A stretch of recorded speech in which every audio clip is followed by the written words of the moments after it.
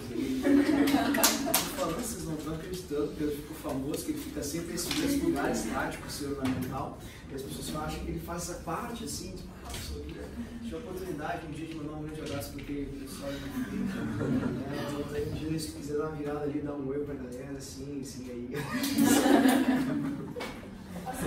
Parece mentira, mas eu tô falando sério, as pessoas não têm noção, as pessoas, às vezes, de muito distante, o cara de Manaus mandou as mensagens nesses dias, assim, sobre a aula. Oi, Taberna. Não uma, duas. Tem o simulado de garganta também? Acho que não. Isso, não se injetar. Bom, é preciso ir embora. Era um exercício também. Qual? O divisão do Enem? Não, físico-química. Mas não tem mais isso. Você é confundido do Enem. É, tu não tinha o Enem também? Pega aí, tá? Ah, não peguei do Enem. Ó, deixa eu pegar. Ah, meu Deus.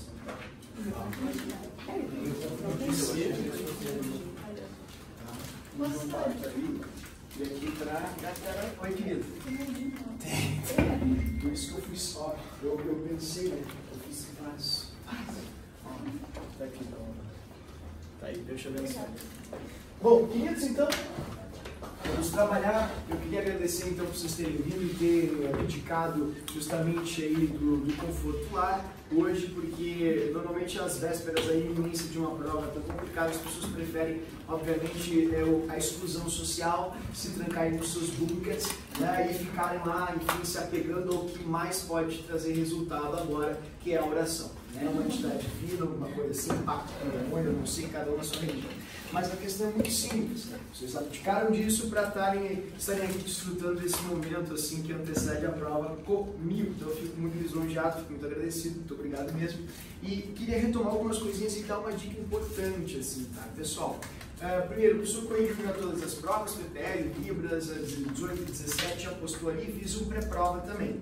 Eu ia dar essa dica que a Mari descobriu também, revolucionou a vida dela, como uma ávida, enfim, telespectadora de youtuber, bote no 1.5 os vídeos, não é isso? Aí você consegue ver mais rápido, sem, enfim, todas as nuances da aula, né, física, você pode fazer isso mais rápido. E eu fiz um pré-provazinho bem curtinho, ele tem 40 minutos, muito curtinho, mas olha só. Se você tirar a parte introdutória de dicas para a vida existencialistas e a parte final, assim, que são frases motivacionais, você já vai para 35. Se você botar no 1.5, você vai para 17,5. Então vai ficar bom, não vai ficar tão ruim. Que é o tempo que você vai levar ali até ir lá para a prova, ou enfim, nessa última olhada de conceitos que você vai dar, se é que vai dar hoje ou amanhã. Uma sugestão, tá? A ideia é que você não faça nada, é legal que você fique leve, não faça nem exercícios, por isso que eu gravei todas as questões corrigidas, e é legal que até o aluno assista comigo fazendo a resolução, porque qual é o critério, assim, a estratégia de aprendizagem dessa técnica? É você, com a segurança do amparo do professor, não estar literalmente se testando, porque a única coisa que você não pode fazer agora é estar se testando, por N motivos, porque tanto por um sentido de excesso de segurança, quanto por um viés assim, ruim, né, de alguma espécie de falsa impressão de despreparo. Não é bom ficar fazendo exercícios agora, não é bom. Se você for estudar, você deve estudar só a revisão de conceitos básicos, resgatar algumas coisinhas, porque você sabe, o Enem não vai requerer o seu brilhantismo, o Enem vai requerer a sua atenção, é outra coisa. Então é muito importante que para que você tenha o máximo possível de aproveitamento em termos de atenção, você esteja sereno, esteja bem, esteja tranquilo. Como você muitas vezes pegou várias questões em outras condições do Enem e viu assim, pá, que barbada, era só ter focado nisso aqui, nisso aqui, nisso aqui. Certamente se estivesse mais tranquilo, mais sereno, mais calmo, plena, teria assim maiores problemas. Então fica essa sugestão, não faça nada. Caso você queira um exemplo assim, mais prático, pensa que o contexto do Enem é um contexto de competição. Então vamos pensar numa lógica de competição. Você nunca viu um atleta, nunca viu, às vésperas de uma competição, participar de uma outra competição, só para se aquecer. Né? Tipo, vai ter que jogar um tênisinho lá na rua, eu vou bater uma bolinha com o pessoal ali na rua, né? Depois a gente vai para lá fazer tudo. Não, querido, não pode fazer isso, entende? Você precisa agora se concentrar. Posso dar mais uma dica se quiser? Assiste uma série. Mas que série? Duas. Você pode assistir Chernobyl se não assistiu. É muito importante, pelo menos o primeiro episódio. Tem uma questão ali do PPL que fala sobre ação de radioatividade nos tumores. Aí perguntava qual era a emissão que podia matar um tumor. Pô, se você tivesse assistido Chernobyl, você saberia que não pode ser beta nem alfa, de jeito nenhum, são extremamente drásticas. Você sabe que não vai ser raio VA e VB também, porque o sunshine não vai acabar com câncer. E você sabe também que não pode ser raio-x, né, querido? Porque raio-x você vê para outros fins, teria que ser radiação gama.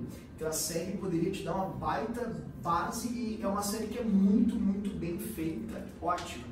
E o One Strange Rock também é muito bom, né? A pessoa citou lá, é chato no início, mas é o Will Smith que nada, todo mundo gosta do Will Smith. Assim. Então vale a pena porque é uma aula assim, de meio ambiente no primeiro episódio, assim, tá? Então se você quiser para relaxar, dá uma olhadinha nisso e não se apegue nos seus exercícios. Pois bem, hoje eu vou corrigir a prova do Enem que tem a maior quantidade de questões de química geral que eu já vi no MEC. Eles cobraram muita coisa, acabou tendo pinceladas de algo parecido com o modelo atômico, quase chegando numa tabela periódica, coisas que não são muito comuns no Enem. E é legal porque daí você vai ver como pode cair a parte de química geral. Então, eu não vou retomar a estratégia que a gente fez na aula passada, que é vai mapeando a questão, vai olhando, vai vendo aspectos e resolve ela por critérios de tamanho e facilidade, porque o professor já falou isso. Vou fazer então as questões que eu já selecionei, pré-selecionei como questões mais fáceis para um primeiro momento. Então, comecemos assim, biodiesel. A primeira coisa que você tem que saber sobre biodiesel é, putz, olha só, eu acho que é reação orgânica, vou pular. Dá uma olhadinha nas alternativas sempre que for orgânica, porque se a resposta for éter, éster, coisas do tipo, não é reação orgânica, é função, é identificação de função. É uma questão muito basal, muito simples, muito trivial para a química orgânica. E essa aqui é uma delas. Veja, eles te dizem assim, biodiesel é biocombustível a partir de fontes renováveis. Então, está aqui o seu biodiesel, esse é o biodiesel. Eles perguntam, a função química presente no produto do biodiesel é, aqui, o produto do biodiesel, que é esse composto, esse é o biodiesel, só pode ser a função química éster. Então é uma questão muito, muito fácil. Agora eu não vou simplesmente trazer isso como resposta para você e vamos para a próxima. Não, eu queria explorar um pouquinho o biodiesel, porque biodiesel é um assunto muito recorrente no Enem. Primeira coisa, querido, o Enem adora, eu acho que o MEC acredita que você trabalha no posto de Pirâmide, entendeu? Porque eles acham que você tem que saber tudo sobre combustível. E o biodiesel é um exemplo. No Brasil, existe uma, não uma regra, mas uma margem maior para a utilização desses tipos de combustíveis renováveis por causa da nossa produção, tanto de álcool quanto de biodiesel. O biodiesel é produzido por duas matérias-primas em específico no Brasil. Uma delas é a soja, que aqui no estado a gente produz demais, então tem que lembrar que soja é a matéria-prima que você usa para fazer o biodiesel, e a outra é a mamona. Se usa muito mamona também em outros lugares do Brasil para a produção de biodiesel. Alguém já viu mamona? Não sei se você já viu mamona. Mamona não sei que biologicamente a pessoa não sabe nada, né? Então não sei se é fruta, se é, enfim, alguma coisa do tipo. Mas a mamona é tóxica, você não pode comer. Teve um episódio muito engraçado uma vez com o Lula e um ministro, que ele foi numa dessas cidades do interior falar do biodiesel da mamona, mamona, e aí o ministro não sabia, ele comeu. Ele sabe, comeu. Aí cospe isso é mamona. Não posso falar, mas como a liturgia do cargo, né, ou enfim, direcional, o presidente foi super polido, né, exatamente. Então o ministro comeu mamona, foi um episódio muito clássico assim que aconteceu, justamente devido à falta de conhecimento do ministro, no caso não só para mamona. Mas enfim, a questão é muito simples. Mamona e soja, parece besteira, mas olha, não duvida não, que a gente deu uma série de alternativas perguntando quais são as principais fontes de obtenção do biodiesel. O Brasil permite que você utilize 30%, Mário, 30% do seu diesel fóssil, ele é biodiesel, né? Desculpa, da mistura do diesel nos carros é biodiesel. Então você vai ter 70% de diesel fóssil e 30% de biodiesel. Lembrando que o biodiesel ele vem da fotossíntese, então ele é renovável. Então ele não aumenta a taxa de carbono na atmosfera. diferentemente do diesel fóssil, que extrai justamente o carbono do inferno, das jazidas de petróleo. Outra coisa muito importante sobre o biodiesel, tá, queridos? Biodiesel é óleo. E óleo é, obviamente, ó, vindo de gordura.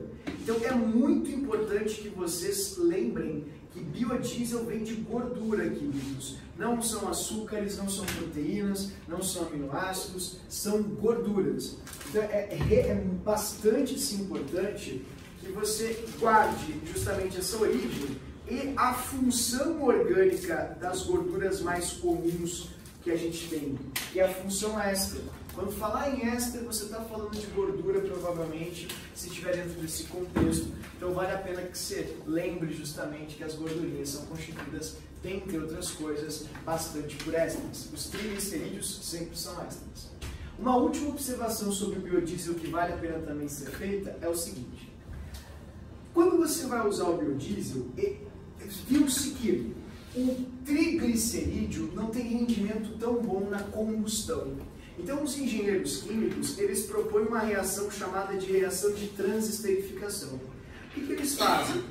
Pego um álcool pequeno, de massa pequena, normalmente metanol ou etanol, para que ele substitua o radical alcoólico do éster da gordura. Então, isso aqui é o óleo da mamona, é o óleo da soja, é o óleo aquele de fritura que se compra no mercado. Só que ele não tem um bom rendimento quando se queima por causa de alguns resíduos da combustão. Então, os engenheiros químicos perceberam que se você substituir o radical alcoólico dele por um álcool menorzinho, de massa mais baixa, isso aumenta a eficiência dele e diminui os resíduos que são, enfim, ruins para o motor. Então, existe um processo de transesterificação, não tem que saber o nome. Mas é legal que você saiba que é uma troca de radicais alcoólicos. Então, essa parte que é a glicerina, que faz o glicerídeo, triglicerídeo, ó, ela é removida, tá vendo?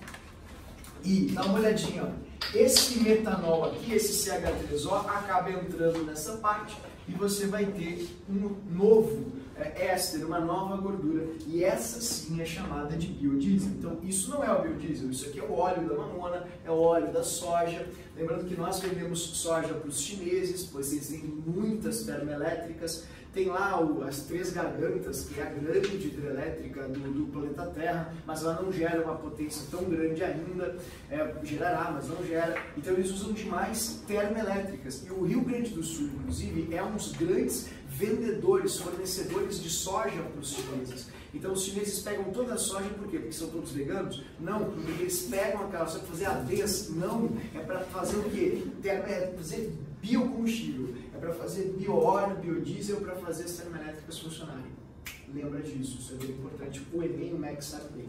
Então, há uma troca dos radicais alcoólicos para o aumento da eficiência desse combustível. Se eu estou falando um monte de coisas, como é que tu espera que eu saiba tudo? Pois bem, tu tens total razão. Vou falar bem pouca coisa agora, tá? Biodiesel é gordura, vem da plantinha. Gordura é éster. Se quiserem fazer uma questão complexa de biodiesel, vão falar para você da troca de radicais alcoólicos. Então, o óleo da plantinha não vai direto para o seu caminhão. Eles misturam com outro alquim para que você forme uma gordura mais eficiente. Ponto. Simples assim. Biodiesel vem da fotossíntese, é um triglicerídeo, o glicerídeo no caso, vem dos glicerídeos, me perdoe, vem das gorduras, dos óleos, das matérias-primas e pode sofrer transesterificação justamente para que você aumente a eficiência. Tudo bem? Se dessas palavras só uma coisa ficar, só lembra que é gordura, só isso. Se você lembrar que gordura está ótimo, porque é provavelmente a abordagem que eles vão fazer em cima dessa questão. Tudo bem? Bom, olhem a próxima questão comigo então. A ozonólise. Pula. Claro que tu não vai fazer reações orgânicas, eu já expliquei isso. Reação orgânica tu tem que fazer se sobrar tempo. Quando tu já está desenhando, tentando fazer ali, desenhar o fiscal, aí você vai fazer reações orgânicas. Por quê? Porque é uma questão que você vai ter que ler, você vai ter que achar o padrão, eles vão te ensinar, vai demandar muito tempo, não é fácil. Então ela não vai te projetar em termos de nota na hora de fazer a sua performance, ou verificar o seu rendimento, o desempenho do Enem. Então você vai pular, vai para outra. Outra questão muito interessante aqui nesse ano do Enem 2017, que trouxe mais química geral, como eu falei para você, foi uma questão sobre saltos quânticos. E eu vou dar uma dica aqui bem interessante. Sempre que você tiver uma questão que cite cor e fale de metal, a resposta é sempre a mesma: saltos eletrônicos. Chama, fogo, colorido, nem lê o resto da questão. Procure já uma alternativa que mencione algo sobre os saltos eletrônicos, sobre a excitação dos elétrons que vão para níveis mais externos e, ao retornarem, acabam devolvendo essa energia sob a forma de fótons. Então, vou mostrar aqui para você um quadrinho dos cards que o professor fez. Aqui estão os cartõezinhos. Um cartão bem importante para isso é justamente o cartão, deixa eu ver, não está aqui, de atomística, que mostra justamente para o aluno o modelo que explica as nuances ou diferenças de cores que existem quando você cita, enfim, elétrons. Então, por que quando o sódio cai na chama fica amarelo? Veja, fica amarelo porque ele absorve, os elétrons do sódio absorvem energia, se excitam e vão para níveis mais externos, e ao retornarem para o nível de origem, liberam sempre luz. Veja, como os metais acabam no fogão absorvendo sempre a mesma quantidade de energia, porque a chama tem o mesmo calor, então cada metal, quando absorve aquela energia, promove um salto quântico diferente. E o que eu quero dizer para você é, querido, cada metal, por tal motivo, vai ter uma cor característica. E vale a pena você sempre lembrar numa prova de química que sódio libera ou emite amarelo, lembra? Amarelo, cobre emite verde e cálcio emite vermelho. Amarelo, verde, vermelho. Vermelho. Então, esses três metais são bem comuns, bem populares, bem importantes, e nós usamos as cores das chamas produzidas por eles para identificá-los muitas vezes até em amostras de água. Quando você vai fazer uma amostra, por exemplo, de uma fonte, você pega microlitros daquela água da fonte e joga na chama. Se a chama mudar de cor, você sabe, tem vermelhinho? Opa, tem muito cálcio. Ficou verde? Não toma porque tem cobre, cobre é terrível, metal muito tóxico. Ficou amarelo? Pô, sódio, que bom, maravilha. Então faz-se isso na química como identificação. Tá? Então isso é bem, a gente chama de espectrometria. Bom, fato corriqueiro se cozinhar arroz, derramamento de parte da água do cozimento sobre a chama azul do fogo, mudando-a para uma chama amarela. Essa mudança de cor pode suscitar interpretações diversas relacionadas às substâncias presentes na água do cozimento. Além do sal de cozinha, nela se encontram carboidratos, proteínas e sais minerais. Cientificamente, sabe-se que essa mudança de cor da chama ocorre pela, sempre que falar palavras-chave, cor, chama, querido, é saltos quânticos. Nem brinca com essa. É o elétron pulando excitado e voltando ao nível de origem e liberando fóton. Então, explicação, reação do gás de cozinha com sal, que não acontece reação de sal de cozinha e sal. Produção do derivado amarelo pela reação com o carboidrato. Quando você coloca o carboidrato na chama, ele fica preto. É o que acontece quando você esquece o arroz no fogo, ele carboniza. Reação do gás de cozinha com a água. Graças a Deus não tem reação do gás de cozinha com a água, mas sim com o oxigênio. Excitação de moléculas, não tem nada a ver com moléculas, tem a ver com elétrons. Então, a resposta certa é emissão de fótons do sódio pela excitação dos seus elétrons a partir da chama. Tudo bem, queridos? Tranquilo ali? Então, pode cair modelo atômico, professor, faz uma revisão de modelo atômico. Até hoje, a única menção de modelo atômico que a gente teve no Enem foi essa questão. E nem foi bem modelo atômico, porque nem citou Bohr, não citou as suas concepções e tal. Mas só para você ficar tranquilo, é coisa bobinha caso caia. Dalton, bola de bilhar, estequiometria, falava das massas, Thomson, pudim de passas, lembrar das cargas elétricas, foi o atomista que trouxe as cargas elétricas para o átomo, por isso que é pudim de passas, que era o pudimzão positivo com as passinhas negativas. Rutherford é a radioatividade, o átomo com grandes espaços vazios, e sistema do planetário, que é a metáfora que você usa para falar dele, e o Bohr, que são os saltos eletrônicos, os níveis de energia e a emissão de luz. Mas a chance de cair algo sobre, efetivamente, o modelo atômico, repito, é baixíssimo. Aquilo ali foi o mais próximo que o Enem chegou até hoje de um modelo atômico na sua prova. Tá, professor, então o que mais eu tenho que cuidar? Essa parte aqui é muito boa mesmo. No livro que o professor fez ali para você, uma série de apontamentos nesse ponto aqui, que é o de ligações químicas, né, que é uma matéria muito rica em várias provas. E no Enem eles são bem objetivos, eles gostam muito de ligações moleculares. Então é muito interessante quando você trabalha com ligações químicas, diferenciar a natureza das ligações. Se são ligações de natureza atômica ou ligações de natureza molecular, porque isso atrapalha e confunde muito o aluno. Quando você tem ligação atômica, ou seja, entre átomos, você pode ter três. A, iônica, covalente ou metálica.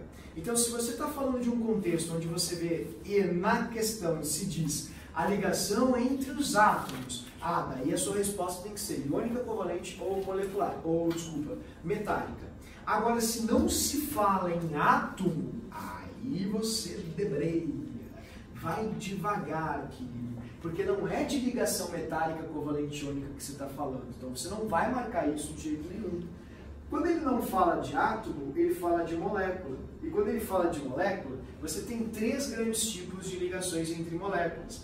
As ligações van der Waals, dipolo induzido, van der Waals dipolo-dipolo, e as ligações de hidrogênio. Bom, isso você tem no seu livro, seu materialzinho. Vou mostrar aqui o card que o professor fez, tem um pouquinho mais de cor, né, para a gente poder resgatar. Atômico, iônica, metálica, covalente. Essa tem que ser a sua resposta. Molecular, aí tem que ser isso aqui, ó. Ou é van der Waals induzido instantâneo, dipolo instantâneo, ou é van der Waals dipolo-dipolo, ou é ligação de hidrogênio. Como eles normalmente não cobram isso em contextos inorgânicos e sim orgânicos, é muito fácil de ver isso. Já vou, inclusive, resgatar como você faz. Agora, ali naquela questão, eu vou apontar uma coisinha para você que é bem importante. Vamos lê-la agora, então, revisando essa diferença entre ligação entre átomos e ligação entre moléculas. Entre átomos é metálica, iônica, covalente. Entre moléculas, van der Waals dipolo induzido, van der Waals dipolo, ligação de hidrogênio. Nessa questão, eles dizem assim, partículas microscópicas, então eu já vou sublinhar partículas, para depois entender o que elas são, quem elas são, existentes na atmosfera funcionam como núcleos de condensação. Veja, essa palavra condensação, ela é um processo físico, então não existe reação química ali, e sim um processo físico de rompimento de interações entre as partículas de uma substância sem alterá-la. E essa substância é a água. Então, olha o que está acontecendo. Você está condensando água. No caso, não rompimento, mas estabelecimento, né? A água-vapor acaba interagindo e formando água líquida. Isso é a condensação da água. Então, você está o quê? Você está promovendo interações moleculares na água.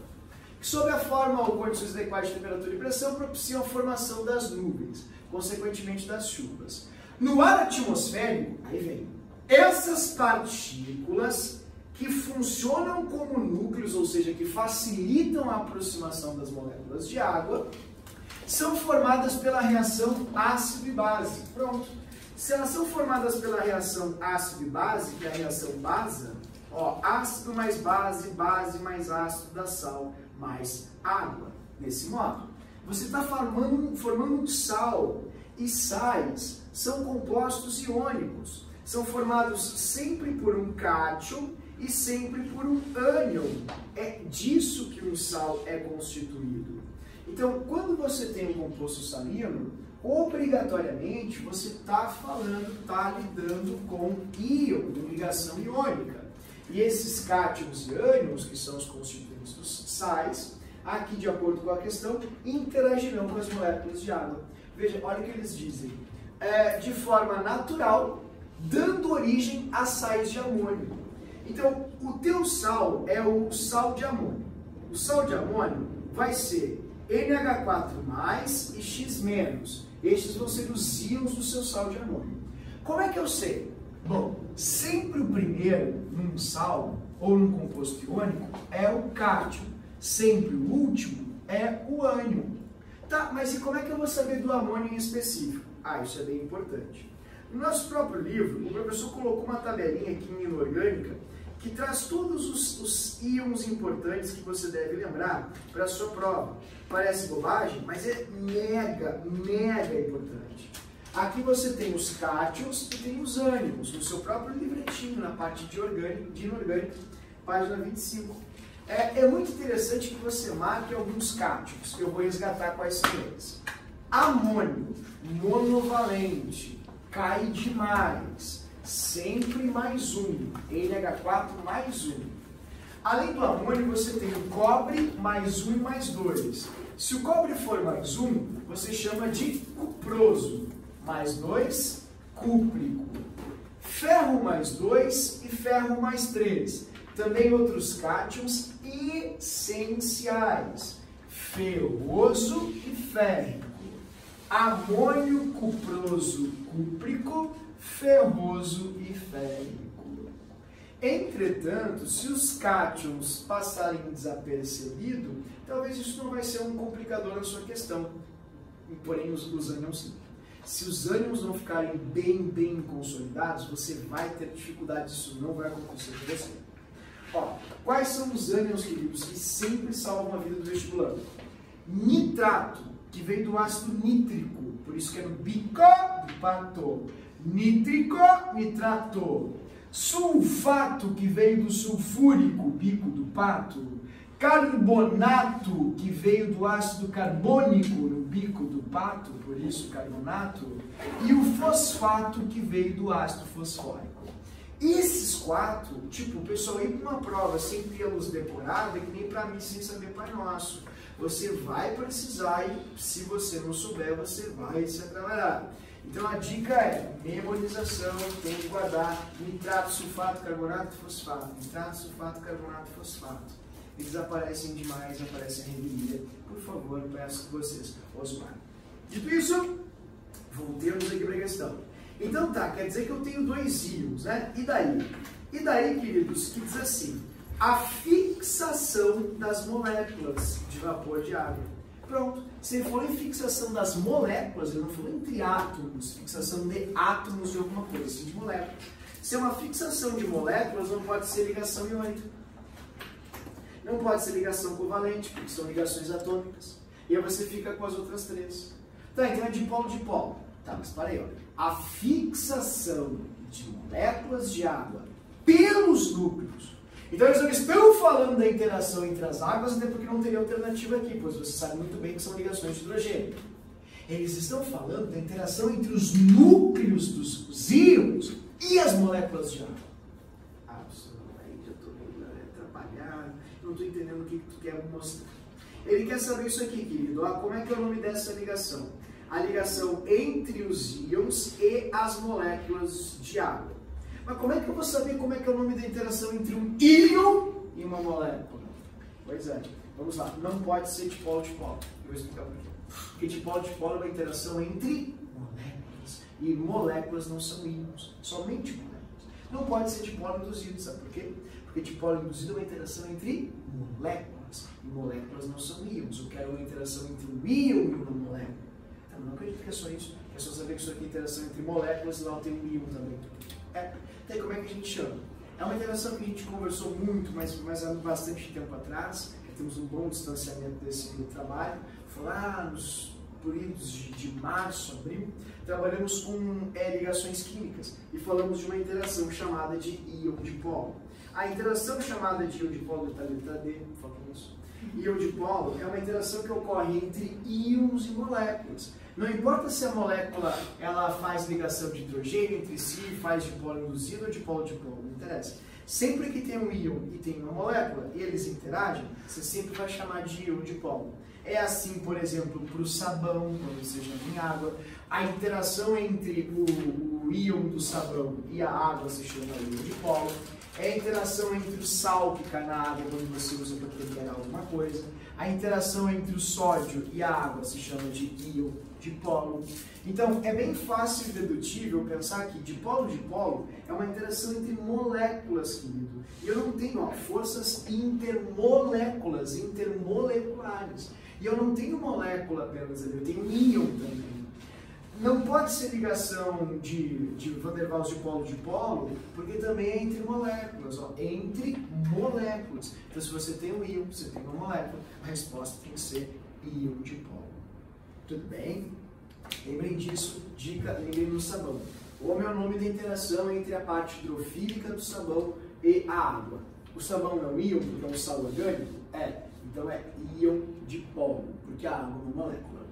Tudo bem? Bom, então a resposta a essa questão, para variar, letra D, a letra da aprovação, a letra da salvação. Questão 30 é uma questão super boa na prova para você fazer. Por quê? Porque ela é pequena, são 4 linhas aproximadamente, e as alternativas também não tem nenhuma tese envolvida aqui, são bem curtinhas. Então é uma boa questão para você ler. E tem uma cara assim de que não tem número, já é uma boa coisa, um bom indicativo. E outra coisa, não tem nenhum nome confuso. Então provavelmente seja uma questão bobinha de química bem básica. Façamos a leitura juntos.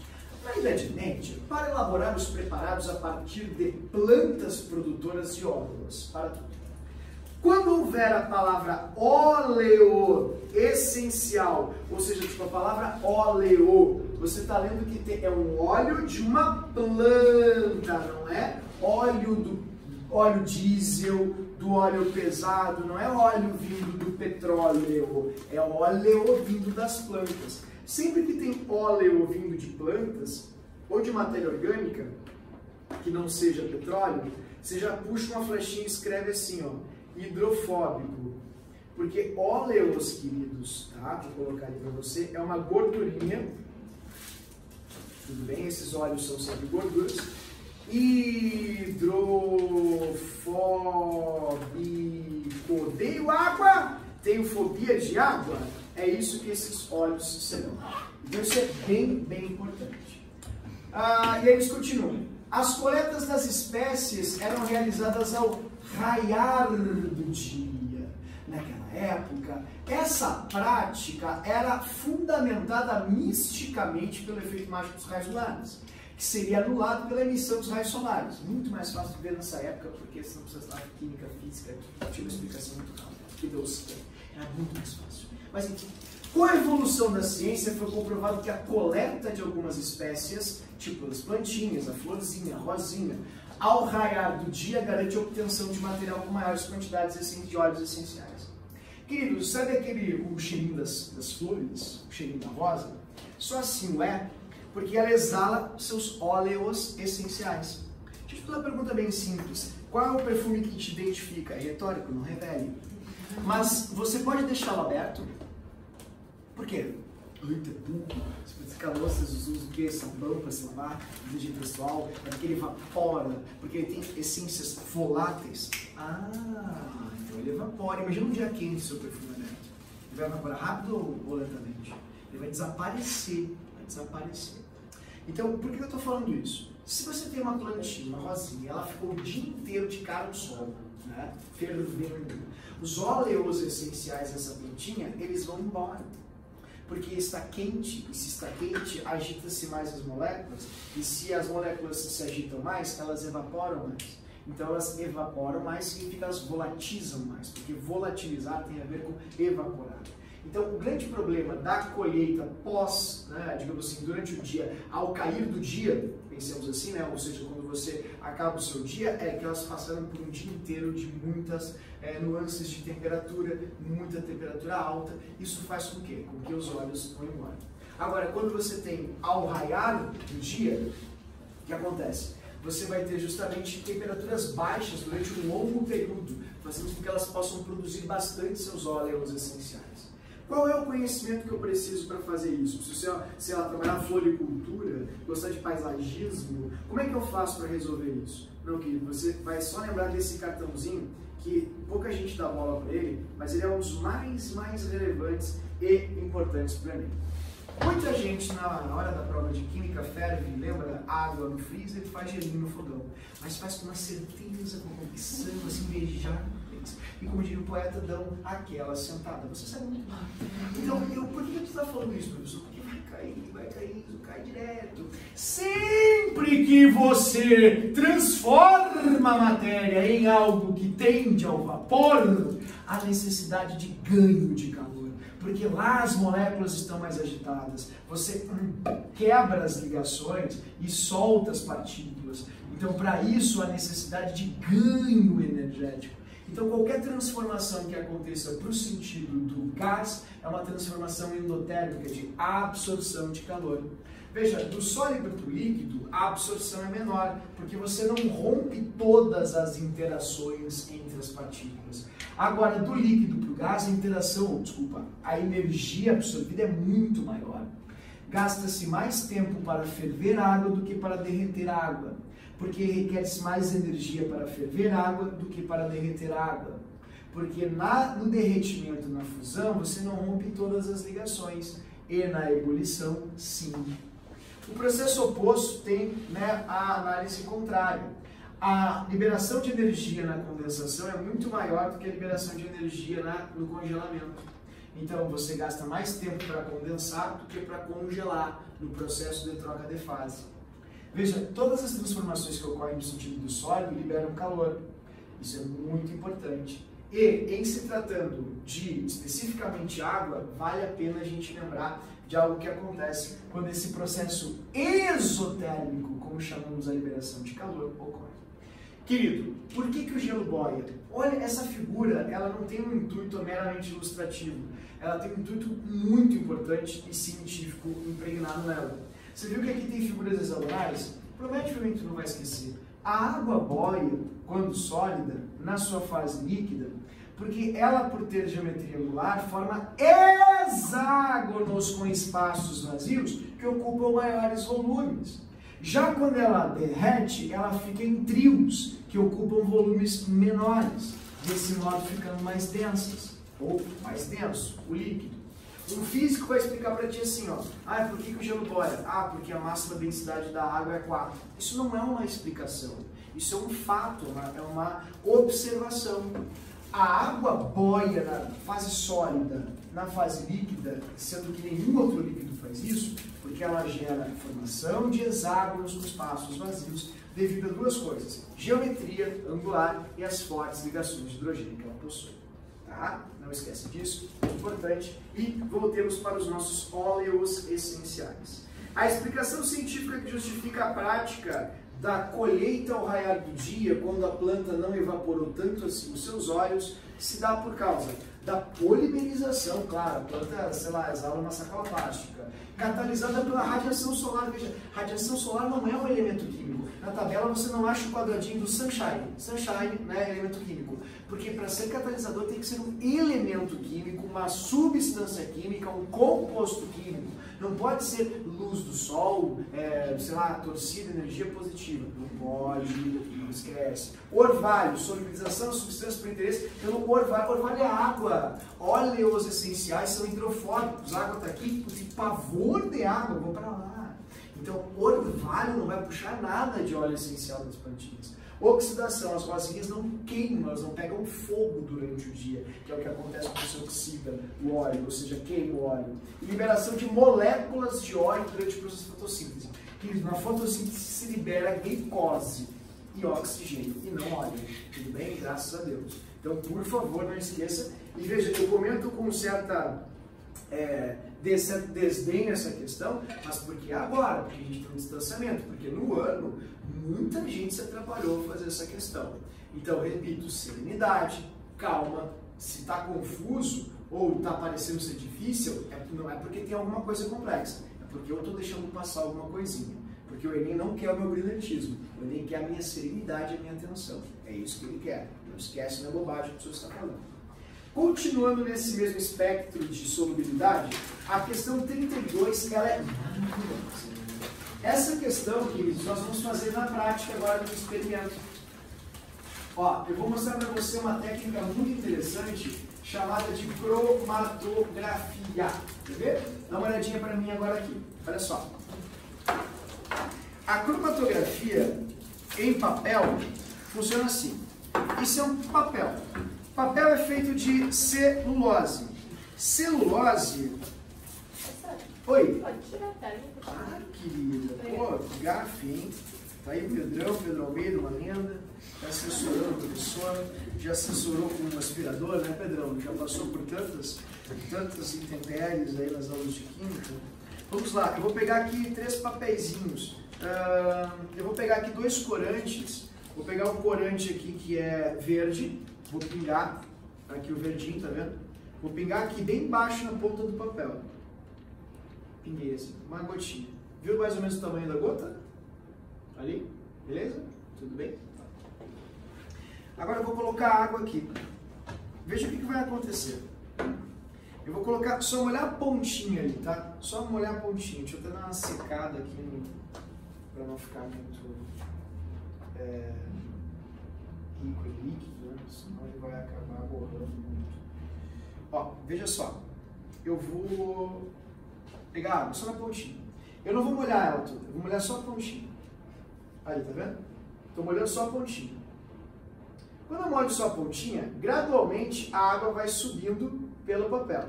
A gente chama isso de capilaridade. Não sei se você conseguiu ver, mas quando ela passa no pigmento, ela já borrou um pouco o pigmento. Espera até o final do dia para tu ver. Final do dia, ó. Até o final da aula, você vai ver uma coisa muito interessante. Ó, dá para enxergar que o pigmento está subindo? Tá, eu vou passar, só vou pedir para você não molhar o pigmento, tá? Deixa a água por capilaridade. O nome desse efeito é capilaridade.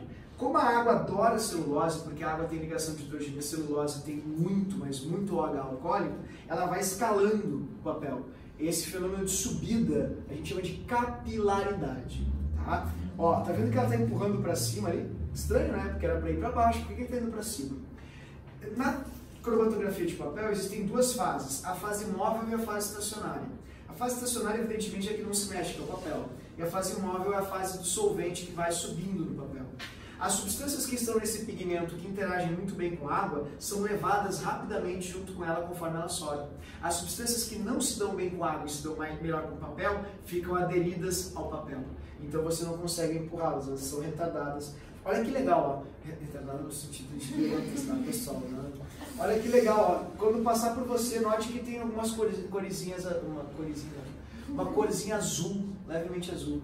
Isso mostra que o pigmento azul que estava junto do verde, ele é mais afim de água do que o próprio verde, porque a água conseguiu levá-lo mais na cromatografia. Por que é cromatografia? Porque é de cor, né?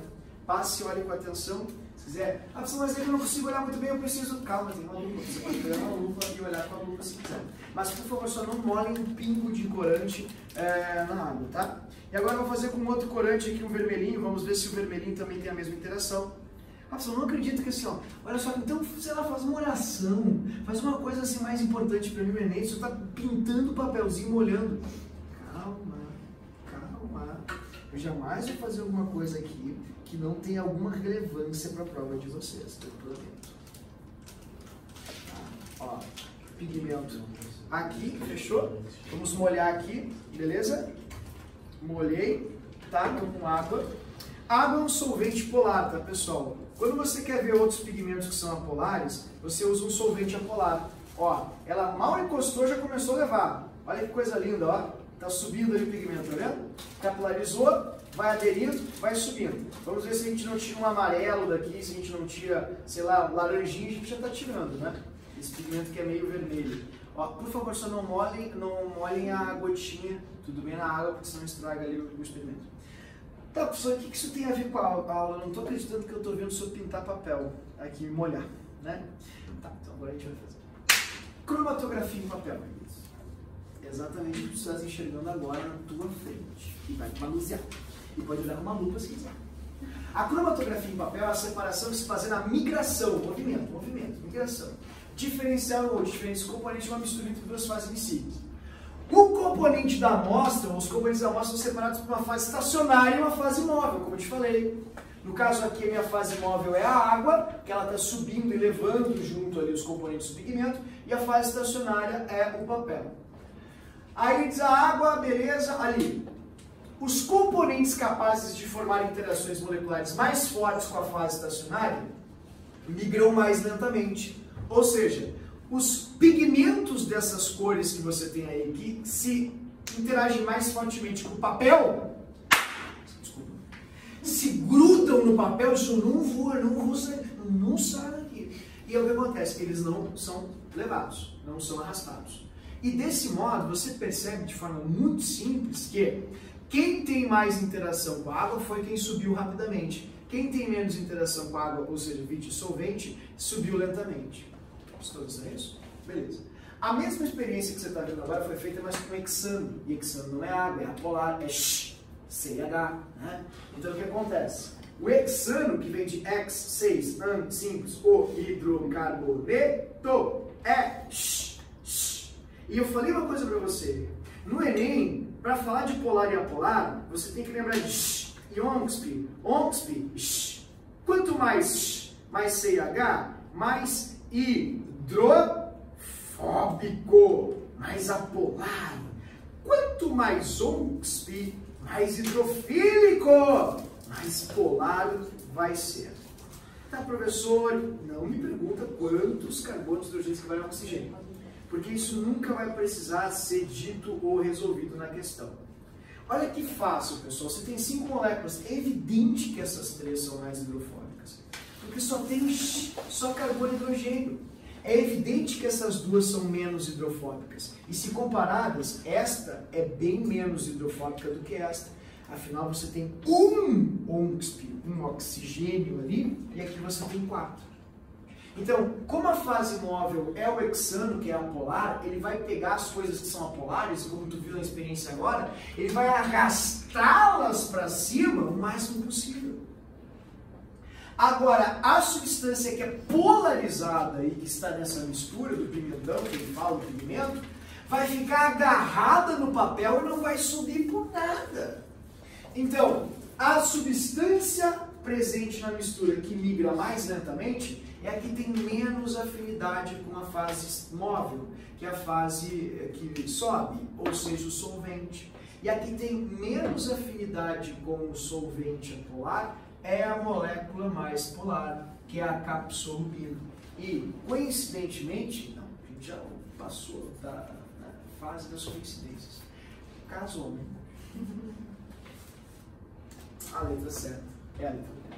Tá vendo? Uma questão que se deve fazer quando você enxergar muitas moléculas orgânicas assim, certamente não é uma questão de reação, e se não é reação, a gente faz feliz, bem contente e seguro aí do acerto. Caso você fique um pouquinho seguro, tudo bem, a letra D vai estar lá na questão, vai te dar certa segurança, também vai funcionar. Queridos, eu me fiz entender? Tudo bem? Vocês entenderam?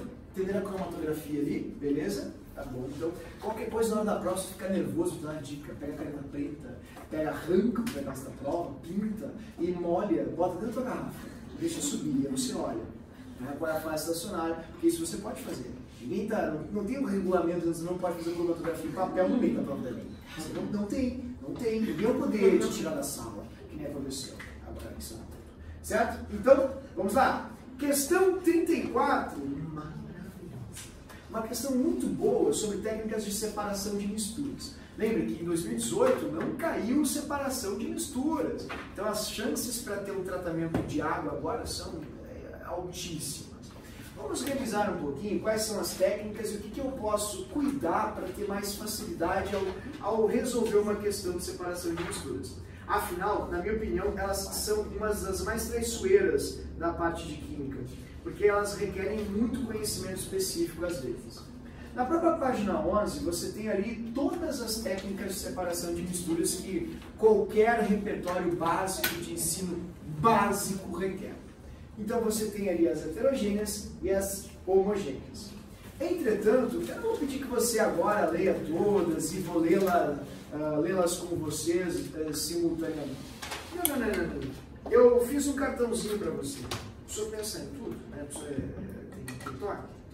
Sou muito previdente. Então, eu pensei para você tudo. Você já tem as resumidinhas aqui. Essas são, é só obrigação. Tem que saber. Você tem só uma praticamente homo e o resto é hétero.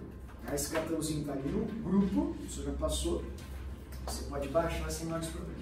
Caso não tenha conseguido, fale comigo que eu faço para vocês. Né? Então o que vai acontecer, querido? Homo e hétero. Homo, destilação. Então se você tem uma mistura homo, é só procurar destilação, vai ser a resposta certa. Agora, se a sua mistura é hétero, tem várias importantes. São essas: dissolução, floculação, filtração, decantação e decantação. Bom, vamos falar um pouquinho sobre o tratamento de água. Tá? Como funciona o tratamento de água? Floculou, decantou, filtrou, esterilizou. Floculou, decantou, filtrou e esterilizou. Isso é o tratamento de água. Flocula-se primeiro para tirar as partículas em suspensão da água, criando flocos horrivelmente nojentos que vão boiar na água. Decanta-se depois porque o barro desce. O barro sempre desce, porque ele é mais denso. Então ele vai se sedimentar no fundo e dessa maneira se separar da porção de água.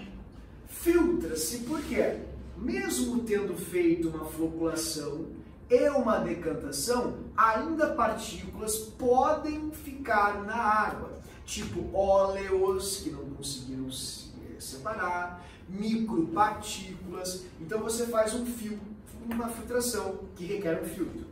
Mas professor, qual filtro seria adequado para o DEMAI filtrar a água que vai às nossas residências? Seria um belíssimo filtro de papelita? Porque eles são maravilhosos. Pelo amor de Deus, não esqueça do filtro. O filtro do tratamento de água. Ele é um filtro pretinho, ele é adsorvente, bem poroso, e a gente conhece como, lembra? Carvão ativado. Parece uma esponja gigante, só que é feita de carvão, assim, tem essa aparência. A água passa e ele absorve tudo o que a água ainda não conseguiu remover. No caso, não água, não foi removido da água até então. Só que os bichinhos continuam. Os bichinhos são resistentes. São germes ou bactérias multiresistentes. O que elas fazem? Elas ficam lá. Então, para você matar bactérias, você precisa de cloro. Só que quando você joga cloro, você acidifica. Você quer que o consumidor seja decomposto? Você quer corroer o consumidor? Não. Você quer fazer com que seu irmão mais novo vai lá na piscina se dissolva? Não. Não, a resposta é não. O que você faz então para que a pessoa não tenha escoriações sérias, não tenha ali uma queimadura no esôfago, ao ingerir a água, os canos sejam corroídos? Você alcaliniza, para que o pH seja o pH bom para o consumo das pessoas. Mas em poucas palavras, floculou, decantou, filtrou, esterilizou. É isso que se faz. O Brasil é um país conhecido mundialmente pela sua belíssima higiene bucal. As pessoas falam, pô, aquele brasileiro ele passa fio dental 5 vezes por dia, né? Ele usa pasta de dente com alto teor de cálcio. Não. Como a gente não tem um histórico muito bom de higiene bucal, no Brasil e na Índia, a gente faz o quê? Coloca flúor, né? Mas é só para evitar as caras, ok? Então, lembre que o floculante é um sulfato de alumínio, um pozinho, você joga um pozinho, ele flocula. E esse é o processo de tratamento de água. E a decantação, queridos, é o processo onde o mais denso desce. A decantação pode acontecer tanto com barro e água, onde o barro desce por ser mais denso, ou como até fizemos em aula em fevereiro, veja, parece que foi. Não, definitivamente não parece que foi, não foi. Calma. Lá em fevereiro, o professor pegou esse frasquinho aqui chamado decantador e eu joguei água e óleo, agitei, deixei parado e você viu que a água ia para baixo, o óleo ficava em cima, você abria a torneira, a água corria, o óleo caía, você fechava. Querido, isso aqui é importante. Só que quando você está tomando seu Nescau, você quer começar o seu dia assim bem, porque o Nescau é energia que dá gosto, você sabe que o Nescau ele não vai para o fundo rápido, ele não vai rápido. Só que tem alguns processos que requerem que o mais denso decante rápido, por exemplo, tratamento de sangue. Tu não quer que o sangue coagule, não quer perder as células sanguíneas para poder fazer a avaliação do paciente. Então o que você faz? Você quer acelerar. O que a grandeza aceleração faz? Ela deixa as coisas mais o quê? Rápidas. Quando você quer fazer aceleração em movimento circular, você usa aqui a aceleração centrípeta, que é V ao quadrado sobre R. Mas eu tenho que fazer conta? Não. Você tem que lembrar o que é a aceleração. Que é uma coisa que vai o quê? Acelerar. O quê? A diferença de densidade. Então, uma centrífuga é um equipamento que fica girando, girando, girando, girando, girando. E acelera a diferença de densidade. É só isso que ela faz. Não é a velocidade angular, não é, enfim, a aceleração que é diferente de uma substância para outra. Não, é simples e unicamente a diferença de densidade que faz com que você tenha uma separação por utilização de uma centrífuga. Tudo bem? Então, a aceleração centrífuga, que os físicos não gostam de chamar assim, chamam de centrífuga, assim, com todos aqueles pormenores da física, ela nada mais é que um fator, uma grandeza que vai acelerar a diferença de densidade no processo. Tá? Então, as partículas mais densas descerão mais rapidamente. Mas já foi um bom pano de fundo para a gente revisar um pouquinho as principais técnicas de separação de misturas. Tá? Lembrando que a chance de cair alguma coisa sobre tratamento de água no Enem é muito alta. Querido, vamos lá, vamos para a próxima. Vamos dar uma olhadinha aqui. Essa aqui. Essa questão foi um balde de água fria das pessoas que queriam muito já começar por separação de misturas, pois julgavam a matéria como sendo uma matéria muito fácil. Vamos extrair uma essência?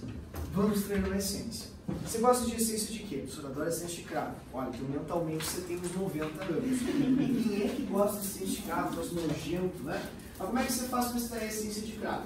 Você pega o cravo. Aí você pega o cravo, assim você pega o cravo, ok? Cravo, e você joga o cravo. Aí você faz o quê? Você macera o cravo. O que é macera? Você pega um pistilo, isso aqui, e tritura, para abrir a célula vegetal. Abre a célula vegetal, abre assim, para expor os óleos essenciais. Como o cravo tem óleos e água, nada a ver. A água está aqui, o óleo está lá, o óleo não curte água. Aí a gente usa um solvente orgânico. Como solvente orgânico? Uma substância que dissolve aquela coisa. Aí você faz o quê? Você mistura, você agita, você joga num frasco. Mas que frasco? Um balão assim, ó, de decantação. Joga no balão. Aí você mistura para dar banho. Banho de solvente, banho de solvente, banho de solvente, banho de solvente. Aí depois você faz o quê? Você filtra para tirar essas coisas sólidas, tá vendo? Filtra.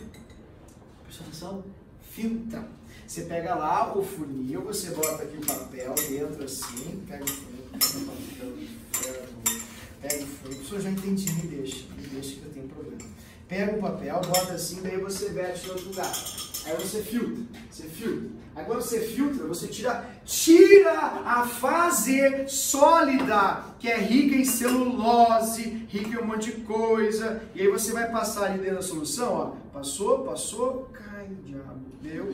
Aí, ó, fechou. Viu? Ó, filtrei. Beleza, ó, a fase sólida tá ali, tá filtrando, tá caindo. Aí tá saindo só a fase líquida aqui embaixo. Aí a fase líquida tem o quê? Tem ali o solvente e tem os óleos essenciais, de uma maravilhosa essência de cravo, não sei pra quê. Mas aí tá ali, ó, tá caindo, tu viu que tá caindo? Tu viu que não tá caindo nada de erva ali, tá caindo só ali o solvente com óleo? Aí o que você faz? Toma um remédio, professor, o senhor tá muito mal, me deixa. Aí você vem pra cá e você quer tirar o seu óleo essencial. Aí você vem aqui, ó, e bota no fogo. Você bota no fogo isso aqui, e quando você bota no fogo, vai começar a ferver. E aí, se o óleo essencial tiver uma massa elevada, ele vai ficar no resto, na sobra. Tem uma palavra bonita para resto, sobra? Resíduo. E o vapor, que é o solvente, vai evaporar e vai ser obtido deste lado. Lembra? Deste lado. Eu sei. Pode falar. Pode xingar o educador se quiser sentir melhor. Eu estou aqui para isso. Eu posso ser praticamente esse anteparo aí para você esboçar suas insatisfações. Então o que acontece, queridos? O que eu acabei de mostrar para você aqui é um processo básico de extração. Meu Deus do céu, para tudo é assim, para extrair a cafeína do chimarrão é assim, aqui tem chimarrão e tem cafeína, ó, aqui dentro tem cafeína, tá vendo? Você extrai desse jeito, só que com um solvente mais adequado. Tá, então por que está falando isso? Tá, vamos lá. Tu viu que a primeira coisa que eu fiz foi uma filtração, sim ou não? Tu não notou uma coisa engraçada aqui, que a primeira coisa que eles fizeram depois da adição do solvente foi o quê? Filtração. Quem é que fica no filtro, querido? Quem é que fica no filtro? Fibras. Celulose. Tá vendo? Celulose. Celulose, vitaminas lipossolúveis, sais minerais, tá tudo no filtro, esse troço nojento aqui.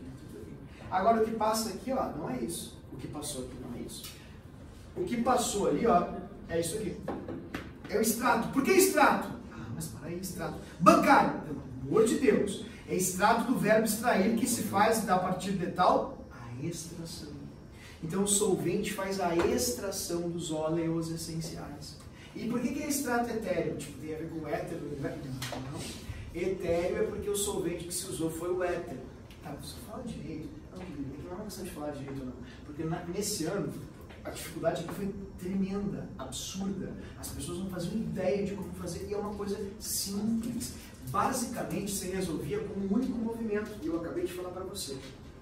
Vamos fazer a leitura da questão. A farinha de linhaça dourada é um produto natural que oferece grandes benefícios para o nosso organismo. A maior parte dos nutrientes da farinha de linhaça encontra-se no... O quê? Olha a palavrinha? Óleo. Se você ler o óleo, você puxa a flechinha e você escreve assim, hidrofóbico. Opa, o que tem, professor? Ué. Só um pouquinho. Ué, tem água aqui desse lado? Tem água aqui? Não estou falando. Adição de água. Se ele é hidrofóbico e a água está aqui, eu vou para cá. Se ele é hidrofóbico, a água está aqui, eu vou para cá. Então, só com esse movimento, você sabe que o seu óleo não pode estar ali. Porque ele teve adição de água. E água e óleo não tem nada a ver. Eles são hidrofóbicos. Um é hidrofóbico, outro é... Então, eles não são semelhantes. Então, se no caminho da sua esquerda você teve adição de água, é porque você quer pegar os restos aqui dessa erva mate e tirar ali, por exemplo, sais minerais, vitaminas lipossolúveis, celulose, sei lá, você quer separar essas coisas. Agora, o óleo, querido, vem para cá, porque ele é hidrofóbico. Então, só com esse movimento você sabe que o óleo da linhaça só pode estar aqui ou aqui. Tá, e aí como é que eu vou saber, professor, se ele vai ser o destilado ou se vai ser o resíduo? Bom, vai ter um exemplo, uma dica muito clara sempre para você saber. Quando o óleo, ele é um óleo de massa muito elevada, e normalmente são, porque eles têm cadeias grandes, você vai ter um ponto de ebulição alto também. Porque força é igual a massa de aceleração. Para mexer em coisas pesadinhas requer-se muita força. Né? Então veja ali, ele te diz isso, com massas elevadas. E o éter é uma substância muito volátil, tanto que ele era usado, falei para você, para fazer uma substância ilícita, uma droga ilícita chamada lança-perfume. Então, o que acontece, pessoal? O óleo de massas moleculares elevadas significa que ele é pouco volátil, não é tão volátil. Pouco volátil, ficando no sistema. Então, ao fazer uma destilação, vamos olhar no videozinho? Então não é hora de ficar assistindo o videozinho, me deixa. Olha ali, vamos olhar o videozinho? Vamos olhar o videozinho. Ó, esse vídeo de destilação, não, esse não. Esse aí. Esse vídeo de destilação é um vídeo que você tem que levar a pessoa. Não, se a escola, sim, pelo amor de Deus. É isso aí. Tá? Ó, esse videozinho de destilação é um vídeo que você tem que levar para a sua vida.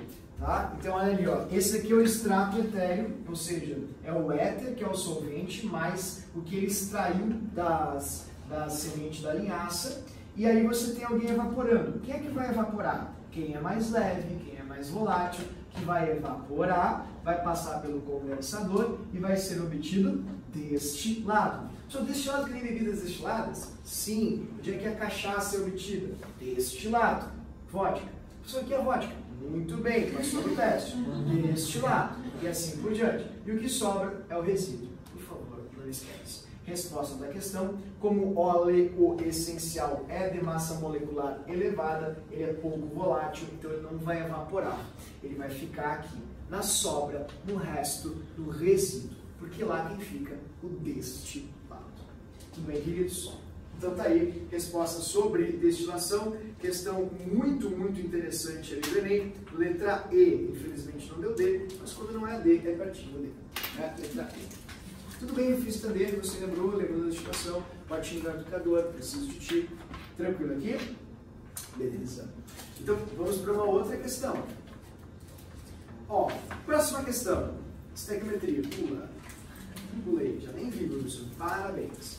Aqui você tem uma questãozinha bem bobinha do Enem de 2017 a 47, que diz assim, ótimo para fazer, porque veja, ela não é tão grande, mas as respostas são super pequenininhas e você tem coisas bem simples, tipo densidade, eletronegatividade, coisas bobinhas. Ótima questão para te encorajar a fazer. No ar que respiramos existem os chamados gases inertes. Trazem curiosos nomes gregos que significam o novo, o inativo. E de fato são de tal modo inertes, tão satisfeitos com a sua condição, que não interferem em nenhuma reação química. Não se combinam com nenhum outro elemento, justamente por esse motivo ficaram sem ser observados durante séculos. Só em 1962, um químico, depois de longos e engenhosos esforços, conseguiu forçar o estrangeiro, o Chanot, a combinar-se fugazmente com o flúor ávido e vivaz. A façanha pareceu tão extraordinária que ele foi conferido o prêmio Nobel. Foi escrito, sei lá, acho que foi Fernando Pessoa, né, que escreveu anunciado aqui, isso aqui não foram regras professores de química. Qual propriedade do flúor justifica sua escolha como reagente para o processo mencionado? Para o fato dele conseguir reagir até com o que não é reagente, normalmente, até com o xenônimo. Ah, professor, eu já sei qual é a resposta. Tá aqui, eu sei disso, mas o intuito da minha atividade pedagógica aqui não é só dar respostas para vocês. Quem faz isso é o gabarito que está no próprio arquivo de vocês no grupo, ali da turma. O meu intuito aqui é usá-la como um pano de fundo para você ver coisas que são importantes para o seu domingo, como por exemplo, essa aqui. Se o ar-condicionado agora começasse a jogar flúor para dentro da sala, o que aconteceria? Vamos ver? Esse cigarro.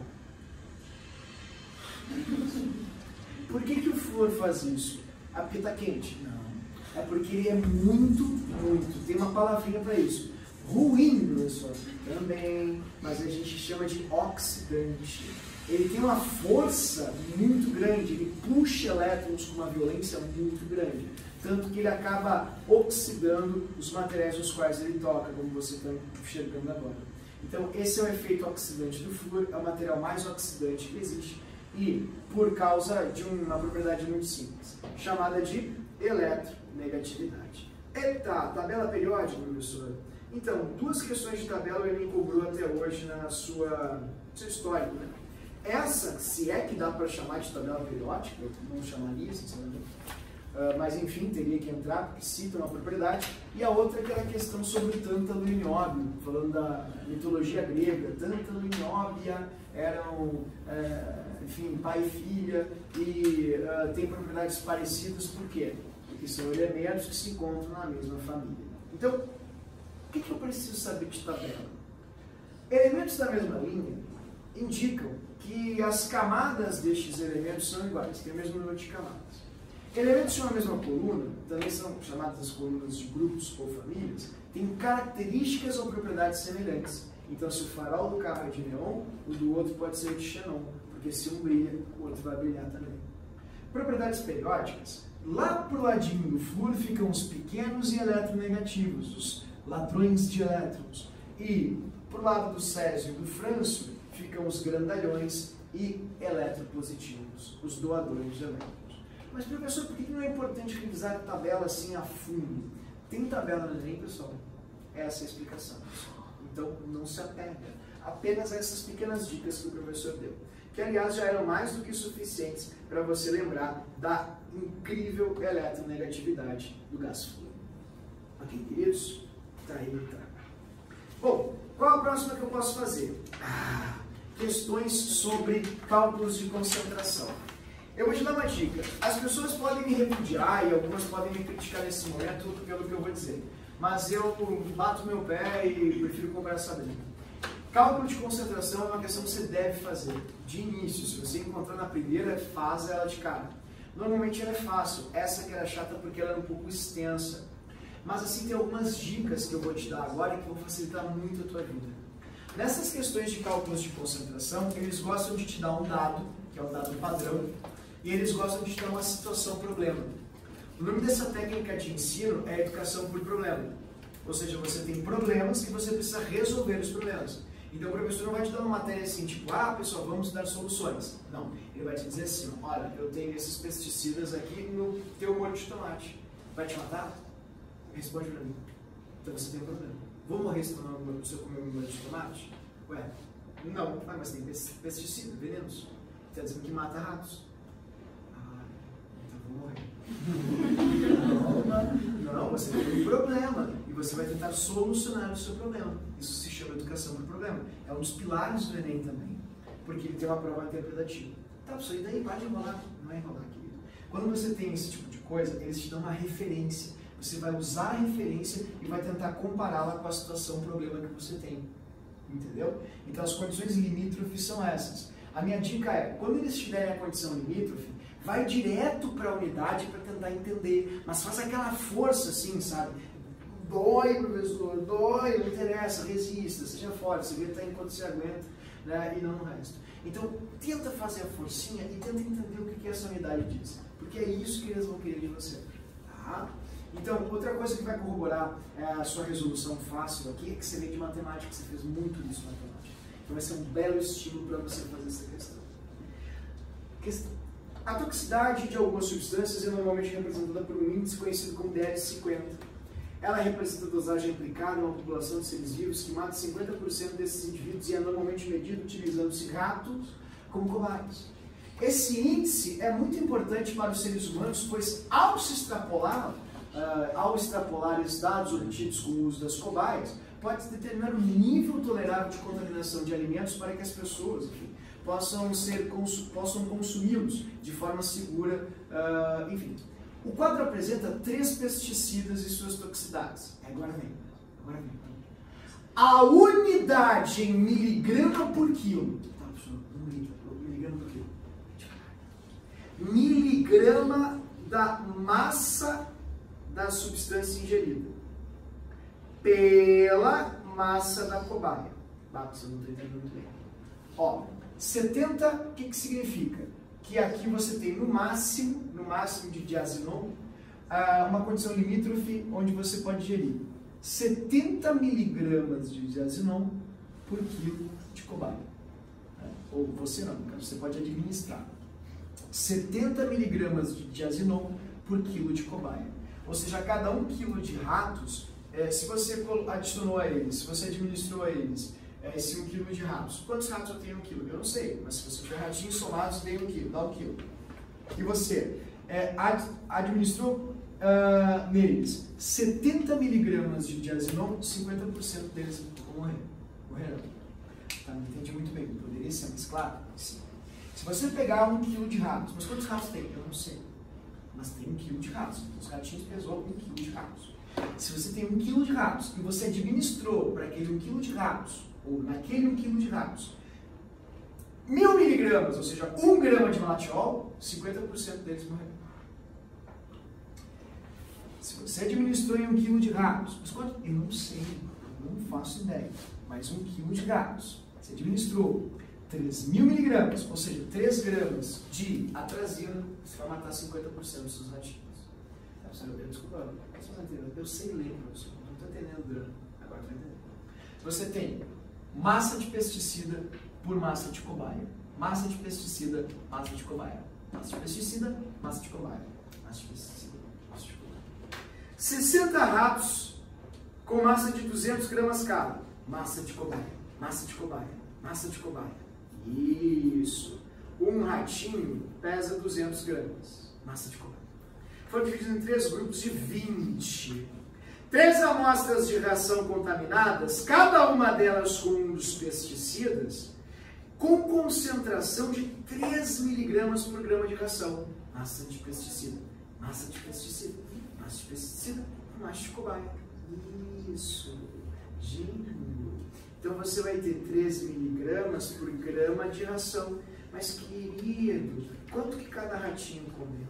Ah, cada rato comeu 100 gramas. Veja, então se eles comeram 100 gramas de ração, eles ingeriram 300 miligramas de pesticida. Ou seja, massa de pesticida, massa de cobaia. Acabou a questão. Eu nem comecei, acabou a questão. Quer ver? Vou mostrar para você. Olha ali, querido. Você tem, lembra que eu te falei? Condição limítrofe, contexto, condição problema. Condição limítrofe, seu problema. Você vai ter que relacionar isso aqui com isso aqui. Mas aqui tá burro, né? É que aqui está escrito só miligramas de pesticida por quilo de cobaia. Eu não tenho 1 quilo de cobaia ali. Gênia, é isso aí. Então é isso que faltava. Você sabe que tem 200 gramas de ratinho. Então se eu tiver 1000 gramas de ratinho, que corresponde a 1 quilo, e um valor 5 vezes maior, eu vou ter 5 vezes mais massa de pesticida. Tá, meu Deus, não grito que eu me assusto. O que significa isso? Querido, significa que no seu problema, na sua situação problema, você administrou de cada um desses pesticidas 1,5 grama para cada quilo de rato. Não entendi. Você colocou em cada quilo de rato, cada quilo de ratinho, você colocou 1.500 miligramas. Tá daí? Me ajuda. 1.500 miligramas é um número maior que 70? Sim ou não? Então o grupo que ingeriu isso aqui morreu. Bastante. Mais que 50%. 1.500 miligramas é maior que 1.000? Ah, então um grupinho de ratos que ingeriu isso aqui também já era. Agora, pergunta, 1.500 miligramas é um número maior que 3.000? Então, os daqui ainda estão sobrevivendo bastante. Portanto, outra coisa, querido, eu não vou ler uma questão dessa, não tem um jeito de resolver ela em pouquíssimo tempo? Tem. Pronto. Desculpa, eu estou tentando fazer imagem. Então, os grupos que se contaminaram com diazinoma e malatiol tiveram mortandades ou mortalidades acima de 50%. Tudo bem? Vale a pena fazer, não vai ser difícil para você, lhe garanto, pode confiar em mim. Faça essa questão. Tudo bem? Posso passar para a próxima? Bom, queridos, a próxima questão é uma questão bem interessante, porque hoje em dia ela está bem em voga, bem em evidência, que são as águas mineralizadas. A água mineralizada é tipo a água da Nestlé. Eu vou tomar um processo, então eu vou falar. Mas é daquele chocolate que não é o lácteo, sabe? Não é o lácteo. Tem duas caixas, né? Aquele que não é o lácteo, entendeu? Exatamente. Aquele que define justamente que tipo de pessoa você é. Já falei pra você, que é o estudo antropológico. Você na vida é o quê? Você é um alpino? Você é uma seleção? Você é um lobo? Então eu não posso dizer que bombom é porque você sabe o que é. Então a água mineral desse bombom, dessa marca que faz bombons também, ela tem agora água, olha que interessante, mineralizada. A água mineralizada é uma água onde eles fazem a dessalinização da água da torneira, botam os minerais e dá para você beber. Ou seja, você está tomando água da torneira, mas com preço bem bom, preço maravilhoso. Então, queridos, como funciona isso? Os países que não têm assim grandes reservas naturais de água, como o Oriente Médio, todos os países do Oriente Médio, ou enfim, Israel também, né, faz muito isso, inclusive vende essa tecnologia para muitos lugares. Eles inventaram dessalinizadores. Eles tiram a água do mar e da água do mar eles extraem água potável. É brilhante a técnica, mas para lugares que não têm tantas reservas de água natural. Como é que eles fazem isso? Eles pegam sistemas como este que eu vou desenhar, que são sistemas onde você tem sifões, assim, não sifão grosso. É tipo um cano assim, que tem dois uma entrada na saída, sifãozinho. E aí você vai ter aqui, ó, uma membrana semipermeável. Essa membrana só deixa passar água, não deixa passar os sais. Aí o que acontece? Você vai até o seu oceano, mais próximo, e você pega a sua água do mar. Tá aí daí, professor? E daí você vai lá e pega uma bomba de pressão. E você faz pressão aqui. Quando você faz pressão aqui, você força a água a sair do meio mais concentrado, veja, ó, mais concentrado, e ir para o meio menos concentrado. Mas, professor, isso está errado, é do menos para o mais. Isso, querido. Mas isso que tu acabou de falar se chama osmose. E isso é osmose reversa. Ah, então deixa eu ver se eu entendi. Se é o reverso da osmose. Isso. Quanto mais força você faz, mais a água vai passando para cá. Só que tem um pequeno problema. Quando a água começa a passar para esse lado, veja, olha que interessante. A concentração dessa solução vai ficando cada vez mais maior, né? Mais concentrada, mais forte, mais intensa. Entendeu, professor? E daí que ela vai ficando cada vez mais maior, como o senhor falou agora. Calma, querido. significa que cada vez vai ficando mais difícil de fazer com que a água passe para o outro lado. Não, por quê? Por causa de uma outra força que acontece desse lado para cá, que se chama osmose. Então, mas e como é que ela vai passar? Muito fácil. Quando você tem forças em sentidos opostos acontecendo, você vai, se a soma dessas duas forças gerar uma resultante, você vai ter um sentido para essa força. Só que explicação rixa, não precisou de física. Calma. Ó, se a força para a esquerda é maior do que a força para a direita, vai haver o fenômeno condizente aqui à esquerda. Ou seja, se a sua força aqui, a pressão mecânica que você faz, é maior que a pressão osmótica gerada, a água vai passar para o outro lado. Se elas forem iguais, não passa, ninguém vai passar, vai ficar parado. E se a osmose for maior, você vai voltar a ter água do mar. Então, para que você dessalinize a água, você precisa ter uma pressão aqui maior que a pressão osmótica. Porque se a pressão feita aqui é maior que a pressão osmótica, a força resultante vai apontar para esse lado, vai apontar para a passagem da água do meio mais concentrado para o meio menos concentrado. Então, os sentidos são opostos, né? Porque a pressão osmótica para um lado e a pressão mecânica para outro. Cadê minha flechinha? Sumiu minha flechinha. Sumiu? Pronto, flechinha. Beleza. Voltando? Não. Pronto, voltando. Ó, então tem que ser sentidos opostos, porque a pressão osmótica é do menos para o mais, a pressão mecânica é do mais para o menos. E a maior intensidade tem que ser da pressão mecânica, para que a água possa verter para o outro compartimento, para o outro sistema. É assim que a gente dessaliniza a água do mar, transformando-a em água potável. Tudo bem que isso? Beleza? Então não foi uma questão muito difícil. Lembra aquele papo que eu falei para você? Tem termoquímica? Começa a fazer? Ele sempre foi válido, exceto para esse ano, nessa questão. Essa questão você tem assim, uma questão mais difícil de ligar, que a gente já cobrou. Mas a minha sugestão é, quando você tiver isso, não se intimide.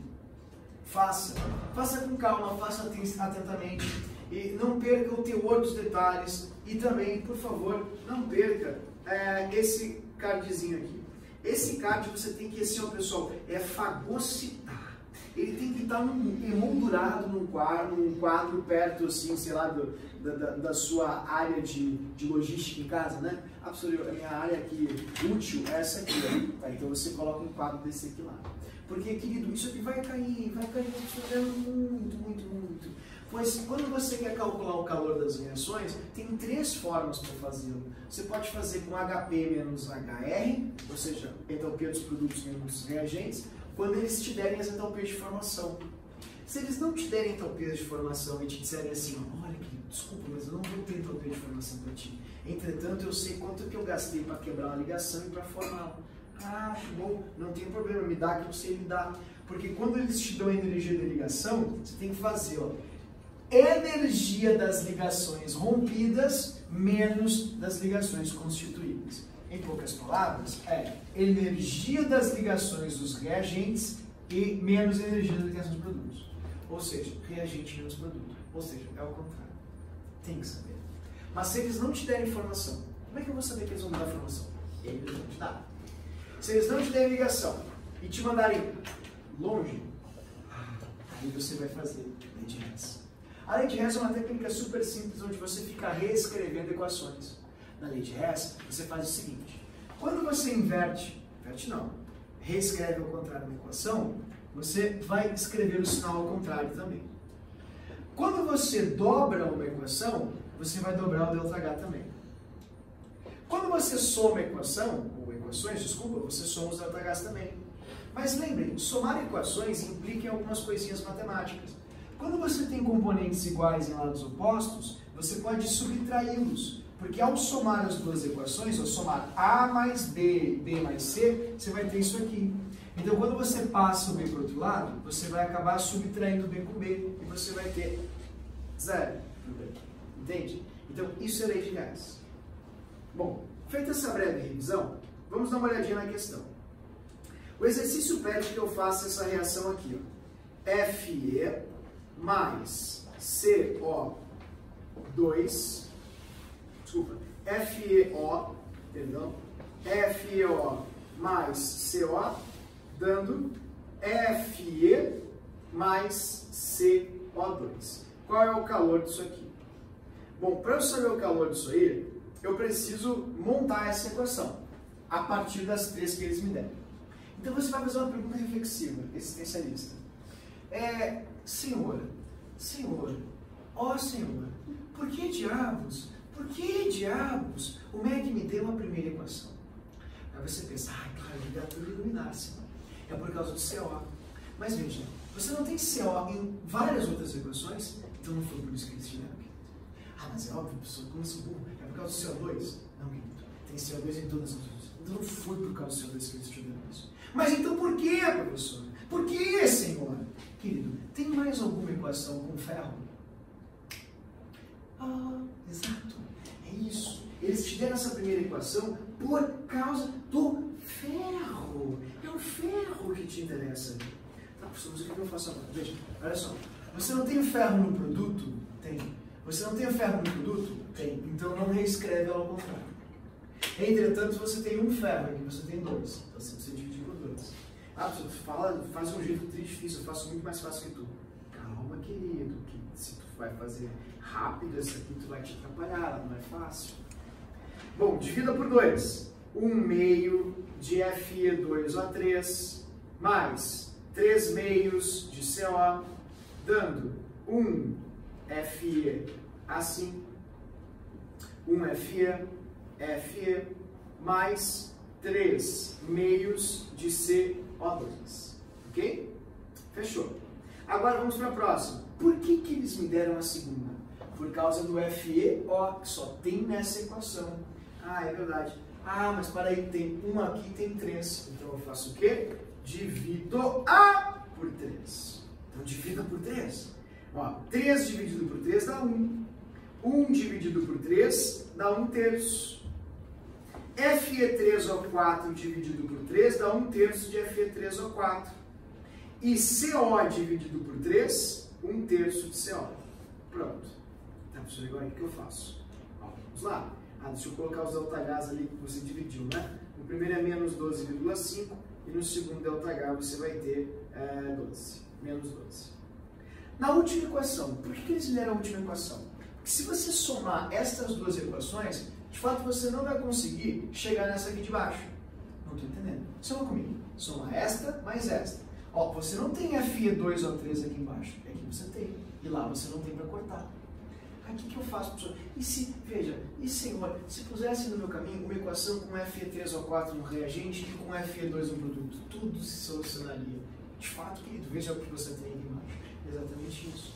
Tá, professor, mas parei. Aqui, você tem, olha só, 1/3 de Fe3O4. E aqui você tem 2 Fe3O4. Aqui você tem 1 meio de Fe2O3. E aqui você tem 3 Fe2O3. Como é que eu transformo 3 em meio e 2 em 1/3? Deixa eu tentar te ajudar. Não sou muito bom, vou tentar te ajudar. Por que número eu divido 2 para que a resposta seja 1/3? Resposta 6.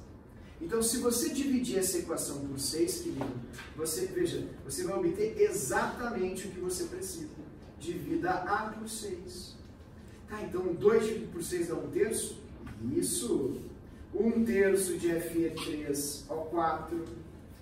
CO2 dividido por 6, não grita. 1/6 de CO2.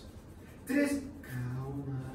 1 meio de Fe2O3, porque 3 dividido por 6 é a mesma coisa que 1 meio. 1/6 de CO. E o seu ΔH vai ser dividido por 6 também. Mas, professor, 47 por 6, quanto é que dá? Me ajuda? 48 por 6 dá 8. Então, vai dar aproximadamente 8. Assim. Então, aí, vai dar certo isso? Só acredito se fizer a subtração. Falei para você. Fe2O3 menos Fe2O3, 0 Fe2O3. 1/3 de Fe3O4 menos 1/3 de Fe3O4, 0 Fe3O4. Tá, pessoal, aqui tem, desculpa, desculpa, isso aqui tu faz química, né? Química não é muito matemática. Não sei se percebeu, mas aqui não vai dar 1. Você tem 3 meios de CO aqui, lá você tem 1/3 mais 1/6. Não dá 1, não dá. Tá? Vamos lá. Você tem 3 3 meios de CO de um lado e você tem 1/3 de CO aqui, mais 1/3, 1/6 de CO aqui. Tá. E aí, quando eu fizer essa diferença, vai dar quanto? Primeiro vamos tentar fazer essa continha. 1/3 mais 1/6. Fazer o MMC. Você vai fazer o MMC de 6 e 3. Aí você vai ter ali, ó, pode ser 3. Aí você vai ter 1 ali, vai ter 2 aqui, 2, 6. É muito fácil. Epa! MMC. 6 dividido por 3 dá 2, vezes 1, 2. 6 por 6 dá 1, mais 1, 3. Você vai ter 3/6. E daí, professor? Calma, querido, 3/6 é a mesma coisa que 1 meio. Não estou entendendo nada. Se você somar essas duas coisas aqui, querido, você vai ter 1 meio de CO. Tá aí daí? E daí que de um lado você tem 3 meios, do outro você tem 1 meio. Tá aí daí? Tá. Passa o CO para esse lado de cá. Você vai ter, ó, 3 meios de CO menos 1 meio de CO. Tá aí daí, professor? Calma, querido. 3 meios é R$1,50. 1 meio é 50 centavos. Quanto é que dá R$1,50 menos 50 centavos? R$1, você é burro! Não, querido. Também tá. Mas é exatamente o que eu tenho aqui. Então, quando você fizer essa subtração, você vai achar exatamente o que é o que você tem embaixo. E a sua resposta, diga-se de passagem, que nesse caso, D, não, querido, infelizmente não deu. Pode jogar na minha cara, pode. Tem problema. Aqui deu menos 17. Fechou. Ok? Foi horrível essa questão, terrível, gigantesca, né? Você demoraria, enfim, horas para fazer, mas dá para fazer sim com o básico ali da lei de Henry. Tudo bem? Tranquilo aqui? Pois bem, passamos à próxima. Próxima questão. Pessoal, precisamos falar sobre eletrólise. Eletrólise é um assunto que não pode passar batido na prova. Pô, pessoal, eletrólise caiu na PUC. A única prova que tradicionalmente sempre cobra eletrólise é o Enem. E vai ter uma coisa interessante na eletrólise do Enem, que são os desenhos. Sempre tem eletrólise com desenho. E quando tem desenho, tem uma coisa muito fácil para te auxiliar. E eu vou mostrar para você. Olha essa questão, eu vou lê-la contigo, como dá para fazer em 2 segundos. A eletrólise de um processo não espontâneo é um processo não espontâneo que garante grande importância para a indústria química. Uma de suas aplicações é a obtenção do gás cloro e do hidróxido de sódio. Olha só, você obtém gás cloro e hidróxido de sódio. Queridos, uma pergunta: hidróxido de sódio é um gás, um líquido ou um sólido? O que você acha? Ah, professor, aqui, desculpa, se a gente tivesse um exemplo de hidróxido de sódio para eu ver, eu vou anunciar, mas aqui, querido, eu já te mostrei lá. Hidróxido de sódio, hidróxido de, eu pensei, né? Exatamente, hidróxido de sódio, é só da cálcio. Só da cálcio que a gente usa, eu não vou parar porque se cair isso não vai ser legal, tá? Só da cálcio que você usa no ralo para desentupir as pias, elas são, obviamente, partículas sólidas. Tá aí, professor, onde é que tu quer chegar? Tá. É feita a partir de uma solução aquosa de cloreto de sódio. Tá, então tem água, você vai misturar a soda cáustica por exemplo, na água, ela vai ficar aquosa. Mas você fez uma solução aquosa de cloreto de sódio. Então você tem Na mais do sódio, você tem Cl menos do cloro, e como é em água, eletrólise aquosa, você lembra? Sempre tem 2 íons que disputam nessa competição. São eles, H mais e o OH menos. Então, o que vai acontecer aqui, queridos? Bem devagar. A pergunta da questão é, nesse procedimento utiliza-se célula eletroquímica como mostrado. No processo eletrolítico mostrado, o produto secundário obtido é, aí ele faz assim, ó, produto secundário. Pergunta, a flechinha está indo para cima, sim ou não? Tu viu que aqui também tem uma flechinha para cima? E ela está indo para cima e o cloro é o quê? Porque os gases vão para onde? Para cima. Então essa coisa que está indo aqui embora, que está subindo, tem que ser o quê? Um gás. Outra coisa, essas são as 4 espécies que tem na eletrólise, ok? Você riscou cloro, porque o cloro está sendo o quê? Produzido aqui. Está entendendo? Você risca também a soda cáustica, porque a soda cáustica está sendo liberada onde? Ó, dreno, solução alcalina. E a alcalina é básica. Então a única coisa que pode estar subindo e indo embora ali, queridos, A única coisa é quem sobrou aqui. E quem é que sobrou isso? Hidrogênio. Resposta para variar. Letra D. Hidrogênio. Tipo, você não precisava saber nada de eletrólise. Você precisava pegar as substâncias ou os elementos que foram lhe dados, né, para fazer a leitura de quem não está sendo desenhado nessa ilustração. Quem não está sendo representado nessa ilustração. Tudo bem? Agora eu vou ser bem franco, tá? Não vai para a prova só com isso. Eletrólise tem que saber. E o teu cardzinho é esse aqui. Vamos lá, vamos recordar as duas eletrólises. Vai cair, tá, querido? Então, assim, ó, tem que saber. Assim, franco. Como é que eu faço eletrólise? É bem fácil. Eles sempre vão dar para você uma célula eletroquímica, que já tem um polo negativo e um polo positivo. Se ela já tem um polo positivo e negativo, você lembra. Cátions vão para o cátodo e ânions vão para o ânion. Cátions vão para o cátodo, ânions vão para o ânion. Cátions vão para o cátodo, ânions vão para o ânion. Cátions vão para o cátodo, ânions vão para o ânion. Para lá. Se cátions vão para o cátodo e ânions vão para o ânion, cátions vão para o cátodo, logo o cátodo tem que ser negativo, porque cátions são positivos e positivos só vão atrás de negativos. Então, o cátodo tem que ser negativo. Ânions vão para o ânion. Se ânions são negativos, o ânodo é positivo, porque ele vai atrair coisas negativas. Pois se fosse o contrário, afastaria os ânions e não os atrairia. Deste modo, na eletrólise ígnea, você brinca de resolver a questão, porque a eletrólise é a técnica do descarrego dos íons. Você faz uma seção de descarrego tipo Koechuba, tipo, mas para íons, onde o íon tem uma carga e quando ele encosta, ele descarrega. E descarregar significa ficar neutro. Desculpa, mas eu não estou entendendo. Funciona assim, ó, você sempre vai ter um composto iônico. O primeiro é o cátion, o segundo é o ânion. O primeiro sempre é o cátion, o segundo sempre é o ânion. O primeiro sempre vai para o cátodo, o segundo sempre vai para o ânion. O primeiro sempre vai para o cátodo, o segundo sempre vai para o ânion. Porque cátions vão para o cátodo, ânions vão para o ânion. Simples assim. Pessoal, não esqueçam que cátodo é carrega, cátodo é sempre onde ocorre redução, e ânodo, anox, sempre onde ocorre a oxidar, oxidoa, oxideu o elétron.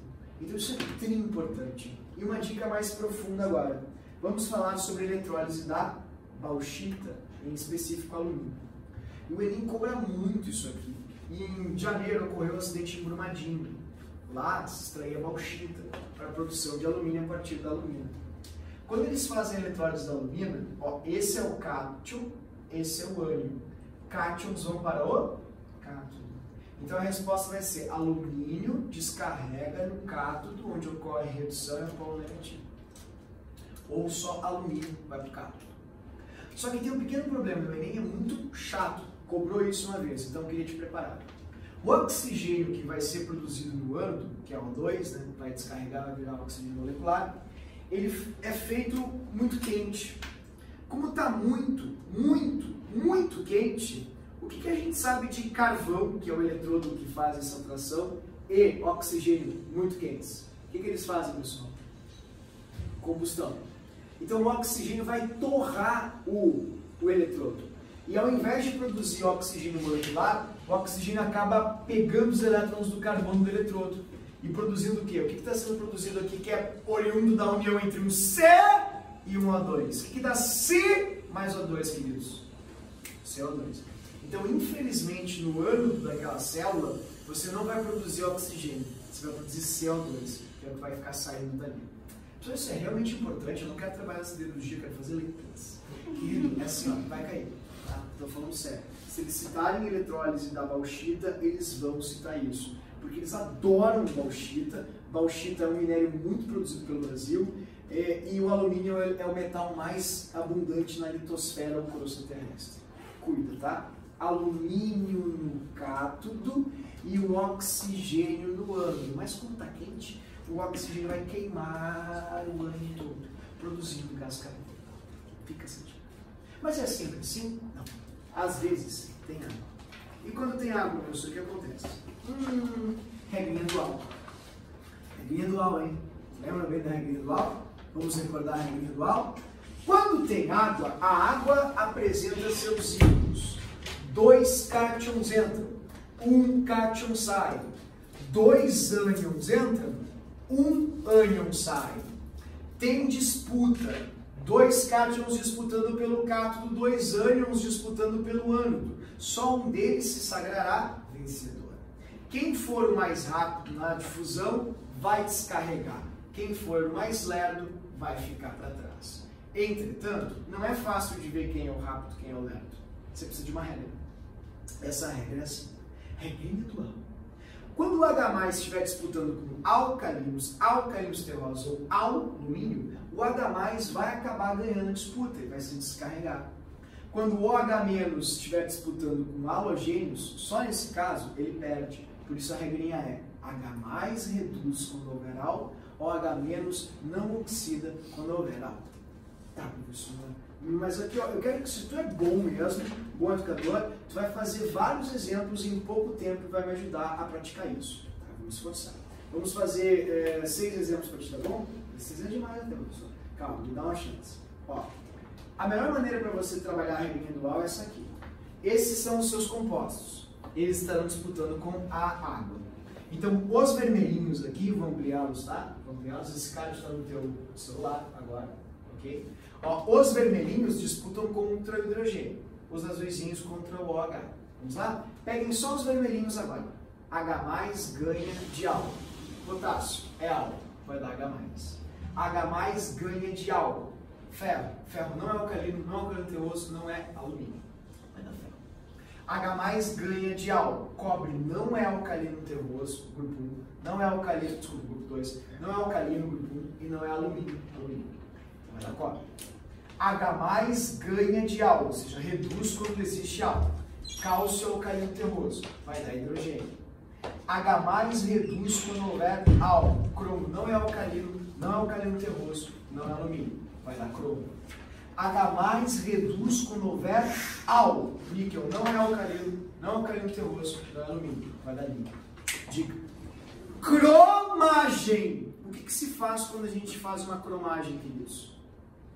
Coloca-se cromo. Então, se você tem cromagem, por favor, não pense em disputar, nem fazer a regra. É cromo que você vai obter. Cromo que você vai ter. Cobreagem, niquelagem, tudo isso da mesma coisa. E na outra, o OH- só não ganha de halogênios. Então, iodo e cloro, halogênios. Portanto, vai dar halogênios. Nitrato, sulfato, não são halogênios. Então, vai dar o OH- que vai produzir o oxigênio. E aqui embaixo você vai ter o bromo. Bromo é halogênio, vai dar halogênio. E ali você vai ter o sulfato. Sulfato não é halogênio, se ele não é halogênio, vai dar oxigênio. Mas quando o OH- oxida, ele acaba produzindo oxigênio. Tudo bem? Então, por favor, não esqueçam dessa dica, bem importante, eletrólise aquosa vai cair. É uma bela revisão agora para você, caso você invente de fazer uma revisão.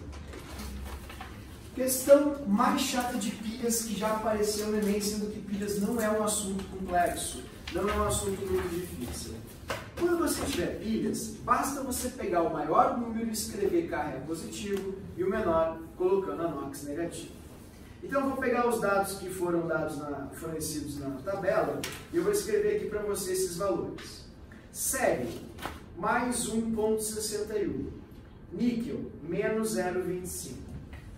Zinco, menos 0,76. Menos 0,76. 0,76. Cromo, mais 1,33. Né? Isso aí. Então eles me deram esses dados, agora você vai fazer a magia acontecer. Vamos lá? Bem devagar. Maior número, Kr positivo. Menor número, anox negativo. Menor número, anox negativo. Maior número, Kr positivo. Então, essa pilha não fecha circuito. Por quê? Porque ela tem negativo com negativo juntos. Isso não pode acontecer para ter pilhas em série. A outra, sério, maior valor. Zinco, menor valor. Níquel, menor valor. Cromo, maior valor. Não fecha circuito. Olhem aí, Célio, maior número. Cromo, menor número. Zinco, menor número. Níquel, maior número. Não fecha circuito. Então, pessoal, mas e quais fecham o circuito? Célio, maior número. Zinco, deixa eu colocar de vermelho ali para ficar mais. Célio, maior número. Zinco, menor número. Cromo, maior número. Níquel, menor número. Desculpa, mas eu não estou entendendo essa coisa de maior ou menor. Ó, as pilhas são essas. Né? Aqui você tem uma pilha e aqui você tem outra pilha. Então eu estou comparando o maior e o menor número de cada pilha que eu tenho aqui. É isso que eu fiz. Tá, e a letra D? Célio, maior número. Cromo, menor número. Níquel, maior número. Zinco, menor número. Tá, então vamos lá a questão. Como é que deixou isso passar? Né? Tá errado? Argumento? Vamos acabar com essa questão. 2 gabaritos certos. E uma delas é B. Querido, calma. Quando a gente fez em aula, o professor mostrou para você que não era tão fácil assim de gerar muita energia. Tanto que a gente não conseguiu nem ligar as nossas lâmpadas de LED, que estavam aqui mesmo no lado. As lâmpadas de LED eu não consegui nem ligar. Eu liguei depois colocando quase 6 limões, um do ladinho do outro. É difícil, precisa de uma voltagem específica. E aqui a própria questão, ela diz que você precisa ter uma voltagem de 3,6 volts para que a lâmpada acenda. Então você vai ter que testar essa voltagem. Então como é que eu testo essa voltagem, professor? Assim, querido. Você pega os números e faz a diferença.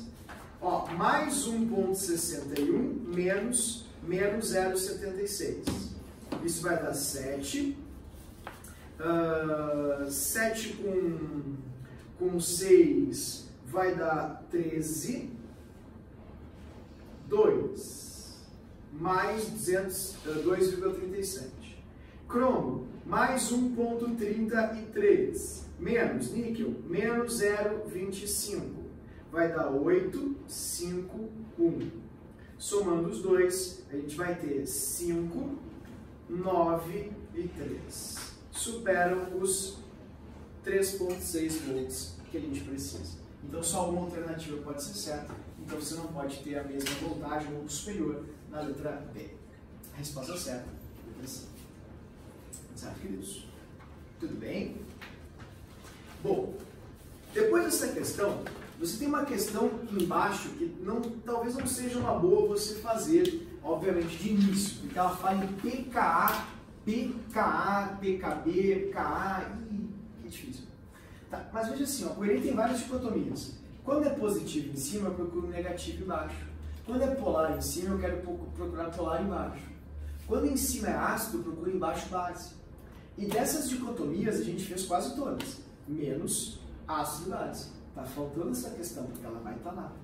Tá, pessoal, não estou entendendo. Querido, Ka. Ka é de K constante. A é de quê? Se em cima você tem um ácido, o que você tem que procurar embaixo? Base. Mas como é que eu vou saber uma solução tampão? Mas olha o pH da solução tampão. É um pH de base? Então não está nem aí para a solução tampão. É só para te enrolar. Aí, e ácido clorídrico, professor? Ácido clorídrico é ácido. Eu quero base. Tá, e sulfato de sódio? Sal neutro. Por que é neutro?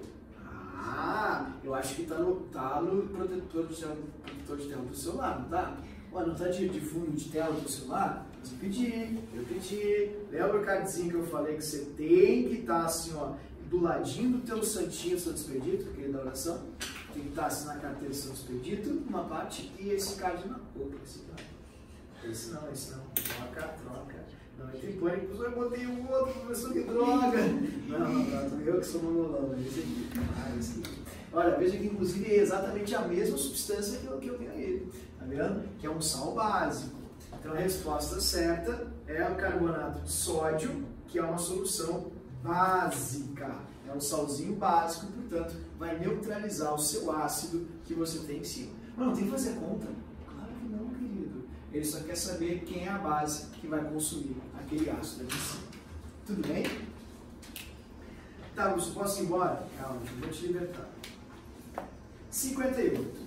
Questão mais física do que química é uma questão sobre meia-vida. Vale a pena fazer, essa não é tão fácil, mas normalmente é fácil. Eu queria dar uma dica para você. De novo, se você não assistiu o Chernobyl, aproveita para assistir o Chernobyl, porque lá você talvez já acabe prevendo uma questão, descansa um pouco, mesmo sendo uma tragédia, né? Mas descansa um pouquinho e ainda estuda por tabela, de um jeito mais tranquilo. Lá você vai ver questões que trabalham com isso aqui. Quando você tiver questões muito grandes, eu vou te dar uma dica. Diz assim, carbono 14, que pode cair sobre a Luzia, no incêndio do Museu do Rio e tal. Para um ser em vida, o máximo são 15 emissões beta por minuto por grama. Então você escreve assim, uma pessoa viva, tipo eu, professor, isso, você está emitindo 15 radiações beta a cada 1 minuto para cada 1 grama de você. Cada 1 grama seu, a cada 1 minuto, emite 15 radiações beta. Veja só. Ele está te dizendo que foi visto um fragmento de um fóssil com massa de 30 gramas. Ah, então se tem 30 gramas, em 1 minuto, uma pessoa viva de 30 gramas, ou 30 gramas de uma pessoa viva, vai emitir 450 betas, que é justamente a continha que vai dar ali. Tá, mas professor, eles estão vendo por minuto? Não, eles mediram a cada hora. Então, se foi medido a cada hora dá 60 minutos. Tá vendo? Ah, então 30 gramas de uma pessoa viva, a cada 60 minutos, produzirão 27 mil betas. Ah, entendi. Querido, eu sempre fui muito burro. Então, para eu conseguir sobreviver em meio a tantos cálculos da química, eu fazia regras de 3 completas, porque elas me davam amplitude no meu raciocínio. Não faz muito segmentado. Bota toda a relação na tua frente, vai lendo na questão e vai encaixando as unidades conforme você tem a relação em cima. Como eu fiz, falou grama, você faz com grama, para ver quanto emite para 30 gramas.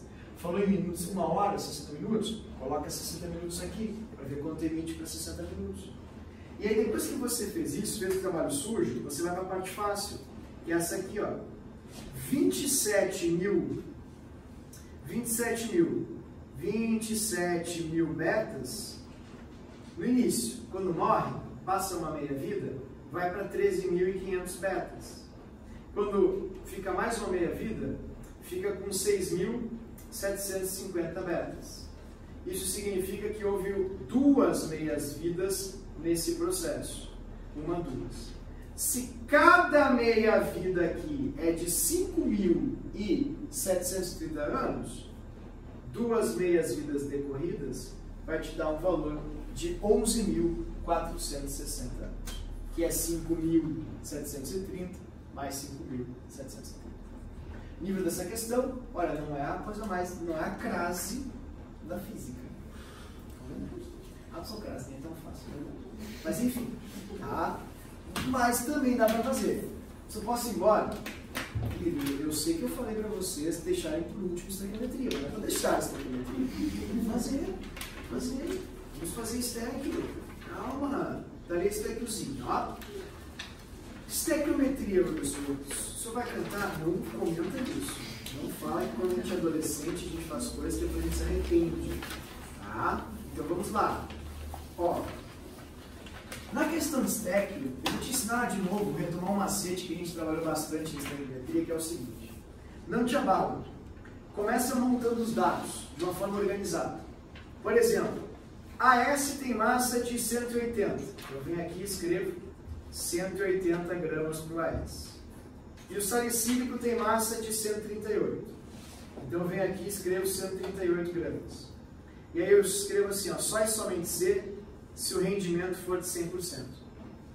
Entretanto, nessa questão, a própria questão te diz que o rendimento não é de 100%, e sim de 50%. Então você escreve embaixo assim. Então 138 gramas, tá vendo? 138 gramas do ácido salicílico não farão 180 de AS, porque o rendimento não é de 100, é de 50. E se o rendimento é de 50, vai fazer a metade, e a metade de 180 é 90. Tá, pessoal? A resposta 90 não tem, bem feito. Tá aí. Vou chutar na dele. E vai acertar. Desculpa. Ó. Aí diz assim, que a fábrica ou a empresa fabricou 900 mil comprimidos e que cada comprimido tem 500 miligramas. Então, se um comprimido tem uma massa de meio grama, 900 mil comprimidos terá uma massa de 450 mil gramas. O popular, 450 quilos. Então, veja. A pergunta da questão é qual é a massa de ácido salicílico que você vai necessitar para, com 50% de rendimento, produzir 450 quilos de AS. Como o número daqui para cá aumentou 5 vezes, daqui para cá, querido, vai aumentar 5 vezes. E 5 vezes 138, veja só, 600. Tudo bem? Então, olha como é que eu fiz a estética. Eu abri tudo. Eu coloquei o ideal, que é o que a equação me dá, coloquei o valor de 100% e eu corrigi os 50%. É isso que o Enem vai cobrar de você. Ah, professor, é que tu fez 40 vezes. A primeira vez que tu fez, tu não demorou. Não foi tão rápido assim. Tu tem total razão. E é por isso que eu te disse para fazer por último. Deixa por último. Não faz de início. Faz por último. E faz com calma. Tá? Bom, só para finalizar aqui, eu não vou tomar mais tempo de vocês estão muito cansados e também a gente precisa arejar um pouco a cabeça. A dica sobre a reação orgânica. Reação orgânica ficou por último. Se sobrar, você faz. Se não sobrar tempo, você não faz. Ozonólise é super chato. Essa questão, se você parar para observar, ele explica que quando ocorre ozonólise, as duplas ligações de alcenos sofrem oxidação e produzem aldeídos ou cetonas. Só com isso, na questão 23, você riscaria a letra D, infelizmente. Porque benzeno não é um aldeído e não é uma cetona. Então eles te explicam isso. E ainda eles te explicam que quando as ligações duplas têm carbonos dissubstituídos, ou seja, que tiveram 2 hidrogênios trocados, substituídos, geram cetonas. Professor, o que são carbonos dissubstituídos? São carbonos terciários. Porque, por exemplo, esse carbono olhando a dupla, dupla ligação. Ó, ele teria 2 hidrogênios. Quando você troca o hidrogênio por um radical alquila e mais um hidrogênio por um radical alquila, você teve uma dissubstituição. Por que di? Porque foram 2. Tá, e daí? E daí o seu carbono vai ficar terciário. Ele está dizendo isso para você na questão. E quando o carbono é terciário, ou seja, dissubstituído, ele faz cetona. Agora, quando ele é monossubstituído, ele faz aldeído. Como assim, professor? Quando você tira um hidrogênio e substitui por alguma coisa, como por exemplo carbono. Tipo esse carbono secundário. Aí ele faz aldeído. Então, ele está te dizendo nessa questão que os carbonos secundários fazem aldeído, e os terciários fazem cetona. Você tem um terciário, então você tem que ter uma cetona, e você tem um secundário, você tem que ter um aldeído. Então você vai fazer ali, quebrar a ligação dupla, você vai ter esses 3 carbonos aqui formando uma belíssima cetona, está ali a sua cetona, que é a propanona, 3 carbonos propanona, e essa parte aqui com benzeno vai formar um aldeído, que vai ser um benzaldeído. Assim. Tá, pessoal, essa questão é fácil? Claro que não, querido. É ozonólise, nunca vai ser fácil. Mas pode cair? Pode. Vai ser dito como se faz, mas não vai te dar ponto nenhum. Então, você não deve se aficionar, não deve se preocupar muito. Tudo bem?